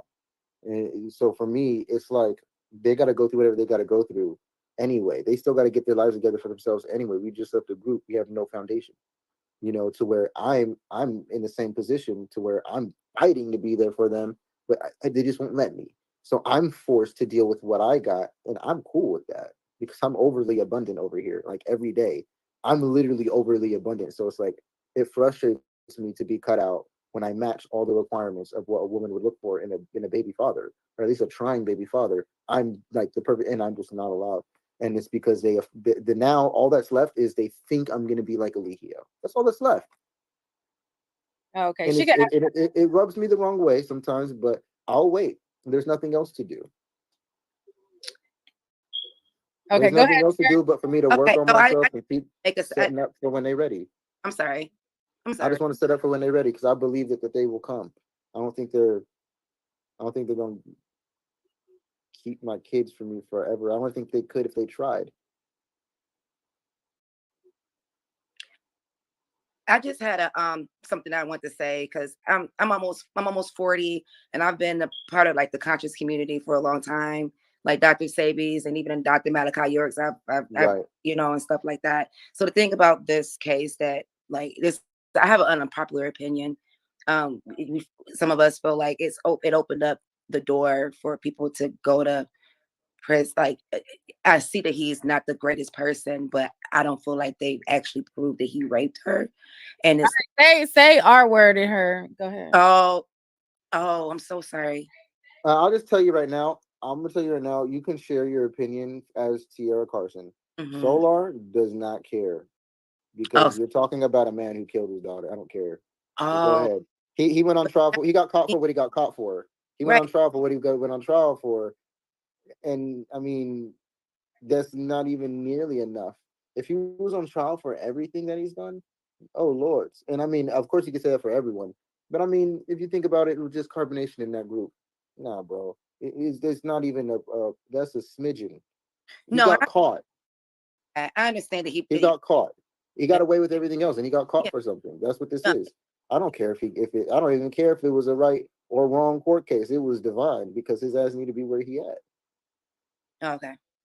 And it's actually, if you want extra sauce, if you don't want to feel bad, it's actually completely in alignment with his astrology. This is a part of his path. Don't just take classes. Take charge. Start your comeback today at PurdueGlobal.edu. Mm-hmm. Mm-hmm. No, I understand that. I just want to just throw that out there because I do feel like the court system has the duty to prove. I've heard people saying that in different variations, but I've heard that for almost every court case that somebody was connected to. Persecuting others. Everybody feels like that. That's real. You may not be wrong. Mm-hmm. The system's crazy, and that's why I look at this as like, bro, he got caught for this. Like it is what it is. Yeah. I could care less at this point. I really don't care because he should have. If it's not this, it's something else. It's something that he got so much things to answer for that he's getting away with. And I don't take it as my job and my duty to expose him. So all these videos and all these archives and things I have that would just put him underneath the planet, underneath hell. The thing is, I don't put it out because it's not my job. He knows what he did, and he gonna have to one day. You have videos that you know who I am. You know what I've done. I got crazy stuff with this guy, but it was the iCloud. Mm-hmm. Mm-hmm. Shout out to iCloud. So yeah, even then when I switched through phones, it would pop back up and I'll be like, oh crap, like that's still there. So it is what it is, but I think about putting it out and I think about holding on to it sometimes. And I did delete it many times. The thing is, it's not my job. Right. That's his job. Did you ever Dr. Umar Johnson, like you see that lady that walked up to him when he was having a lecture, she said, "Oh, I knew you last night." It's like, I don't know you, lady. I mean, we don't want it to be easy for other like influencers of our community. It's a wake-up call, but the influencers have been going through this of not in the spiritual community, but in many other communities. My dad went through this in high school. My dad was accused of this stuff in high school in his time. When he was on the news for basketball, he had to let everything go because some girl accused a group of guys at a party for raping her, and he just happened to have been at the party. So now he was a part of the mix, and then he had to. Yeah, my dad had to go through a lot of things that ruined his life, and similar. Right. This is the system you're talking about. You're not talking about the wrong system. All right, thank you, Tierra. Have a good night. Goodbye. All right, bye bye. Let's see, Cree. She was cool. Yes, thank you. Hi, Solar. Hi, Nick. Hey, what's how up, you doing? I'm good. So my question, Solar, I have two. My first question is, when he started smoking and drinking, y'all didn't say nothing about that? Because that was like one of the things y'all really stood up against. Like y'all wanted to reach y'all higher self. And I think smoking and drinking really brings you to your lower self. So that's your personal opinion. And really? That's interesting. Well, you just said it. You personally think that it brings you to your lower self. But the reality is, it's mastery of all energies. You're not an ascended master, someone who can be at a high frequency but have an understanding and ability to go to the low, vice versa, be at a low frequency, but being able to go to a high one at will, not needing the factors to be able to do it, but only themselves to be able to shift their frequency. Mastery is the point here. So smoking and drinking, they're mediums, and they can be medicines as well as they can be toxins. Anything that is overly abused or used for the wrong reason or without a sacred attention can be looked at as a poison. Whereas if you know why you're doing certain things, or certain things are sacred in certain ways, like tobacco, for example, not with all the chemicals and stuff, indigenous people would have used that to set intentions and to honor the white bull and using every part of its body to bring the energy of abundance to the collective. So for these examples, no, we're not doing that. Neek, doing too much. Who is it? Oh, you know him? I just got. Yeah. Oh, We're not doing that. I didn't know that you know him. No, we're not doing that. That's a former troll. No, he used to use incarnation before. Oh, But he wow. began trolling me. So I'd rather he contact me personally before we get on the live together. Oh, okay. I don't know. I don't know. Keep it manly Yeah, and he literally respectful. just said So in the don't chat, take no he said, shade to I was that, bro. there. I seen you. I always show you love. I always have shown you love. I always will. You and your family. But you've done things online against me, and I don't know about it. I'm gonna talk to you since. So until we talk about it offline, I don't want to do this. I don't want to do anything like that online. I don't think this is Jay. Who is Oh, this? I want to ask 2 more questions. Okay, hold on, Creed. Who is this? And again, Neek, again, you're doing too much. I'm gonna get to believe you. You just keep No, I pulling don't people think up this here is like her. that. I'm like, Yeah, but I don't know why you're pulling people up here. I'm still talking to Creed.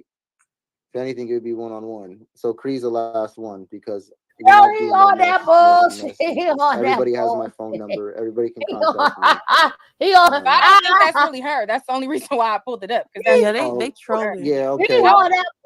Test her in the studio. bullshit. Test her in the studio. You don't got to pull her You up. want to hear Icy smoke? That's not her, Solar. I know, Calm but down. still, I'm telling you, you could test it in the studio. But I'm just telling you, you're doing too much. It's time to go. All But right. Creed, I'm So- trying to answer your Well, question. if you ready to go, so wait, Creed. If you ready to go, Solar, we can let you go because I don't want to hold you up. I knew that was not Janae, and I pulled it up because I was asking who was trolling. But if we have extended your time here, we can let you go because Yeah, now because there's I don't know who that boy is. Oh, slow down. It's all right. Damn. Because where it's coming from is before that. The guy, I do I know don't him. know him, but I don't All right, know that's fine. That is why I'm saying I'd like to do this one-on-one. It's too much. 4 people jumping in, panels, like no. You know what I mean? It can get messy. So whether it was or not her, there was a chance. And so that's my point. So I don't want to be messy. So I'm just saying I want to answer Creed right now. What's I'm up, trying to answer baby? them.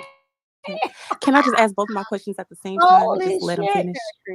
Solar Right. but go ahead. Okay, my first question is, do you think that the way your baby mamas are acting is a trauma response?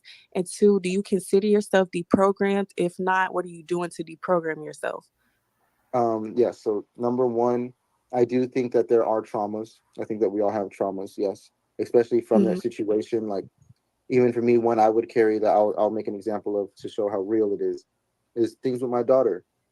You know, when it comes to trusting another woman, with my heart, things like that. Now I'm fighting to not close off my heart space. So I stay really fun and loving and happy and open because I don't want to become grudgy and cringy because I've been hurt or I feel like I've been done wrong. I've just taken it as lessons of letting it go. So that's the issue, but that's also how you can get through it. So you got to learn how to, like I said, master your energies. If you ever get triggered or get pulled into something that traumatized you, we didn't ask for everything that we went through, but we went through it. You got to learn how to get out of it. And I think that that's what it's about, healing, is that when like, okay, I could be projecting my trauma onto this person right now. Let me take these steps. Let me look at these things. Let me go through this checklist for myself. Let me go through and then I think that would be healthy. But I think right now, with the way they're talking about me and treating me, they just see a Lehio. What I talk about is triggering, knowledge of self.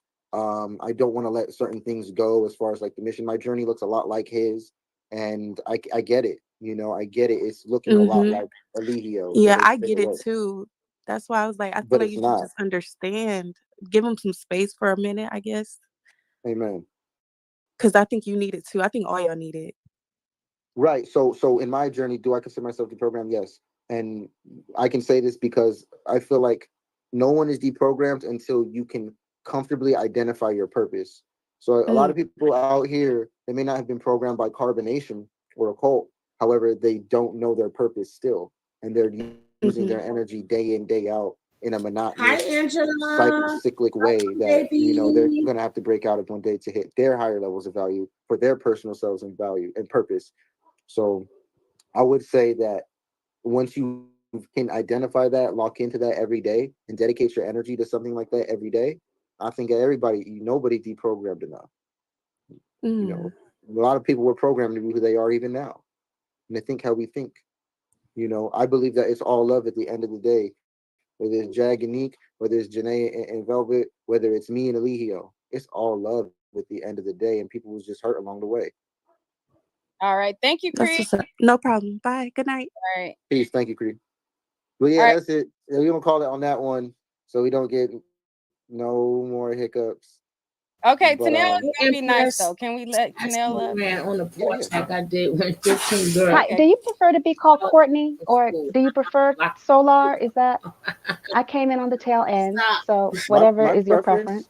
My preference is Solar. Okay. But that funny story is they mean the same thing. Solar Amore Ray is the same thing as Courtney. I didn't know that. Courtney means love, or it actually means God's love. And I didn't know that until like a couple days ago. And Solar Amore Ray is literally meaning like the love of God. That's literally the love of God. God's love from the Most High. That's what Solar Amore Ray means. So I love that. I like Solar though. I do. Okay, well then, Solar it is, and it's a pleasure to meet you. And really quickly, I know it's late and you want to go. My audio was going a little out, so I feel like the previous caller asked somewhat. I don't know exactly, but I don't know. Have you done any work with post cults? I know you said deprogramming, and you're always open to more.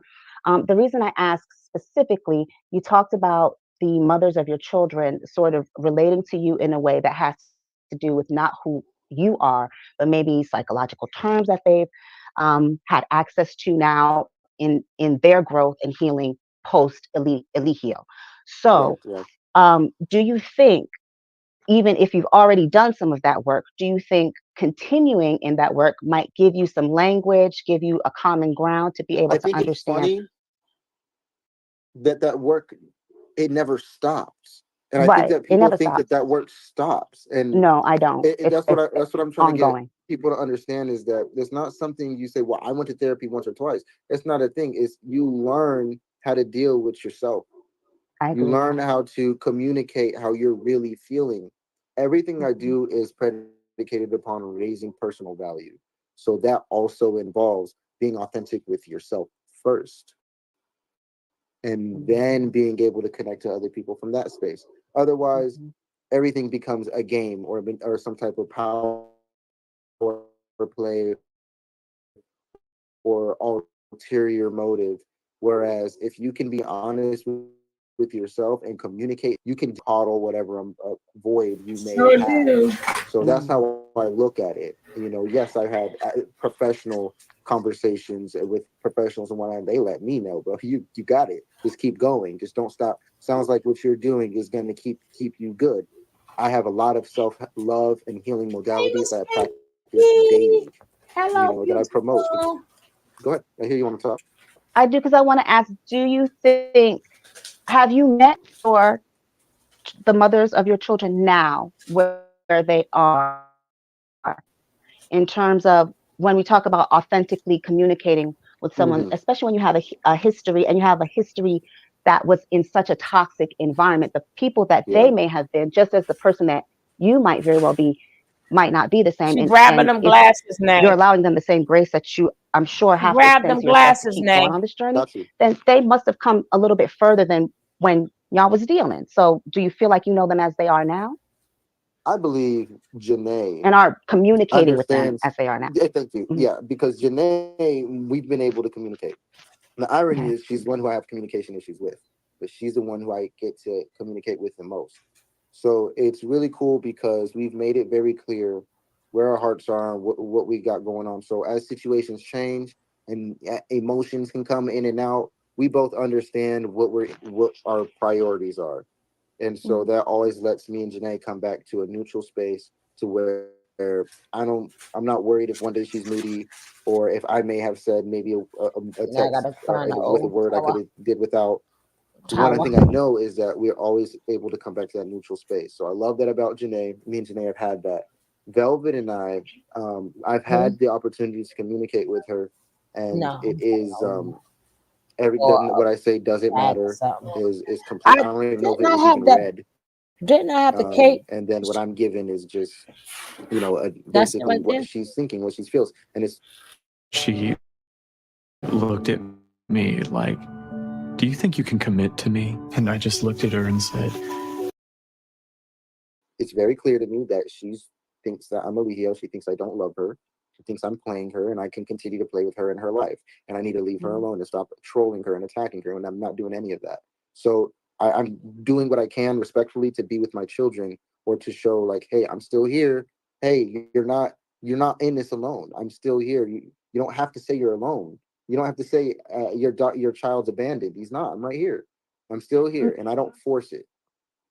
May I ask to that end, do you think, and I know a lot of Good times question. child support is deemed as something, oh, she put me on child support, or oh, um, sometimes it seems as though it's judged as something that's weaponized when genuinely it should be for the child. And it seems like you genuinely have your children's interest at heart. Do you think, without any regulation or stipulation, do you think if you establish a sort of schedule regularly, even if you reached out and said, you might not want to hear my voice every day, but I need you to know that this check is going to hit your Venmo or your Cash App or your blah, blah, blah every month or every week, because this is what I want to do for my children, and this is what I'm standing in my Well, stead and yeah. saying, this is what I'm doing. You think that would help some? So initially, at first, I just knew that I was going to pay them more than what child support was going to pay them every month. And so I went with that, and I did that. And now it's at the point to where the only incentive I have to doing child support is guaranteed that I get to see my children. But what that would do to the relationship psychologically, I feel, is actually more damaging, because I don't feel like they're so far gone to where it's an impossibility. And maybe I may be too optimistic. I don't think so. I would definitely pay child support. That is easy. If that's the tiniest price to pay to have my daughter in my life. I've thought about that a million times. I made so many jokes about that. Like, bro, I can't believe I'm about to put myself on child support. Just like I make jokes about it, But because yeah, I'm you like, should. that's I mean, any man nothing should, because it's compared to for the what I'm child. Yeah. actually trying to do and what I actually have been able to provide. Now it has been crazy how my life has been. I've fluctuated. My finances have fluctuated. I have not always been able to provide them with thousands a month. I haven't always been able to do that.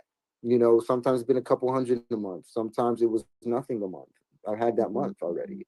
It doesn't feel good, but I would you know what I I mean? would offer. At least in those times, I had communication though, and we were still able to talk, and it was understood. Things like that. So I don't want to do it just because I think that it's gonna be okay and we're gonna be able to work it out as adults. I do believe that. If I ever get notion that I need to do this, or if it's too long or something like that, no, I'm definitely gonna have to do something. Janae's responsible. I think we can do things with Azuli. What's going on with Velvet? I want to let Velvet make her first debut towards me. I want to give her a chance to at least one time make a decision different than what she's been making now. That's what Janae did. Janae needed time. I gave Janae like 4 months. Month 4, she said, you know what? This ain't right. Forget all that other stuff. Here's your daughter. You see your daughter. She needs you in your life, in her life. Y'all are clones. And then from there, it's been all good, because all we had to do was break the stigma of the fear of what could be, and actually connect and be like, yo, it's actually all good. And now I'm over there. Now I'm in her house with her and her mom. This evil, crazy, narcissistic magic guy is in the house now with you and your mom and his daughter. And it's none of that. It's like, dang, what have we been doing this whole time? So And me the and Janae, we're PCR. good. Me and Janae, the family over there, I really love that side of her family. That Jamaican side, I love them. That's family to me. I love them. And when it comes I'm to half Jamaican, so I'm not saying I'm on your team, Sola, but no, okay, you on my okay. team. Well, go No, no. Yeah. I'm going to ask you this one thing, though, and I'm going to just say this because this is one of the things about cults that I find so insidious. Excited. Go ahead. Well, I do want to just ask you.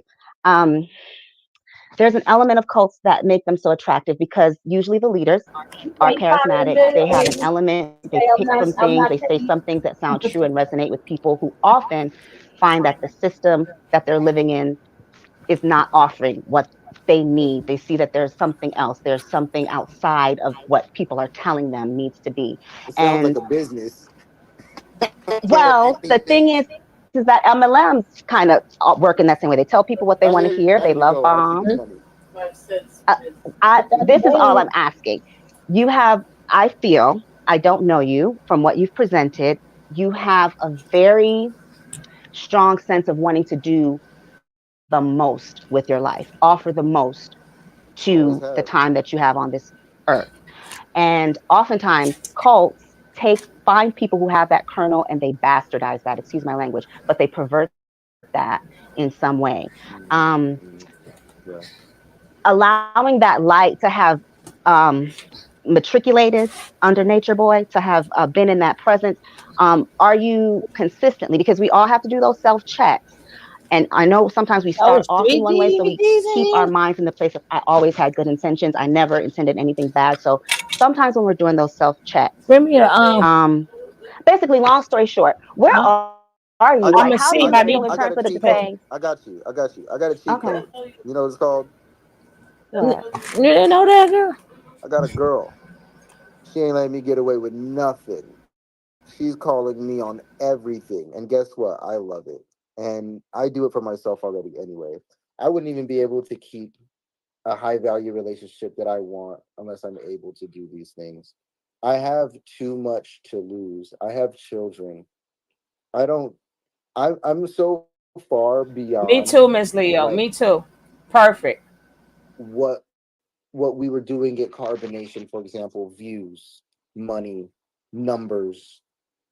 I don't care. I really don't care. I've always been locked into truth and knowledge. I've always chosen to go outside and play in nature with deers and rabbits. That's me. Always been a black sheep. Was going to go be a Himalayan monk. Always just knew that we don't respect Nandi. And I have a connection and affinity to it. That's my life. So I needed the white one. Yeah. Let's see if I've this seen works. how it's been abused. I see how that seed's been taken, and like I need the white one. I don't never used the blue one before. But we all started using our own energy and that same drive for, this is what I say, a hidden ulterior motive. Yeah, that's an old trick, girl. Okay, I don't know what's going on. A hidden motive, something that we didn't initially sign up for. You know, so we're thinking we're doing one thing, but we're actually accomplishing his agenda. You know what I'm saying? That was the problem. So his agenda, I don't know if anybody shares that. I've never met anyone who shares that. That's why my whole thing is sovereignty in all dimensions. I'm not going to tell anybody how they should live or what they should do. Show me, teach me something new. Everybody teach me something new. What I can do is I can tell you about breath work. I can tell you about certain things of how life works in general that we all can use to help us level up, like these psychological tactics. Like, I don't know why this is doing that. Like healthy diets or certain things, certain informational knowledge to help us live better. That's all I'm on. Anything other than anything that's taking away from me being an example to people, I'm not trying to do it. I know I don't care to get people to change. I just want to be an example. And everything I teach, I'm busy living. So I'm my number one best student.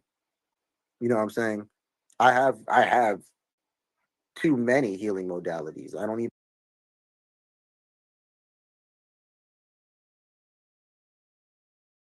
all right, guys, we will be back this afternoon with some more of the shenanigans, some more. Hey, T-Vaughn, what's up? We'll be back this afternoon with some more of the Nature Boys, what I call it, his deceptions, his deceptions.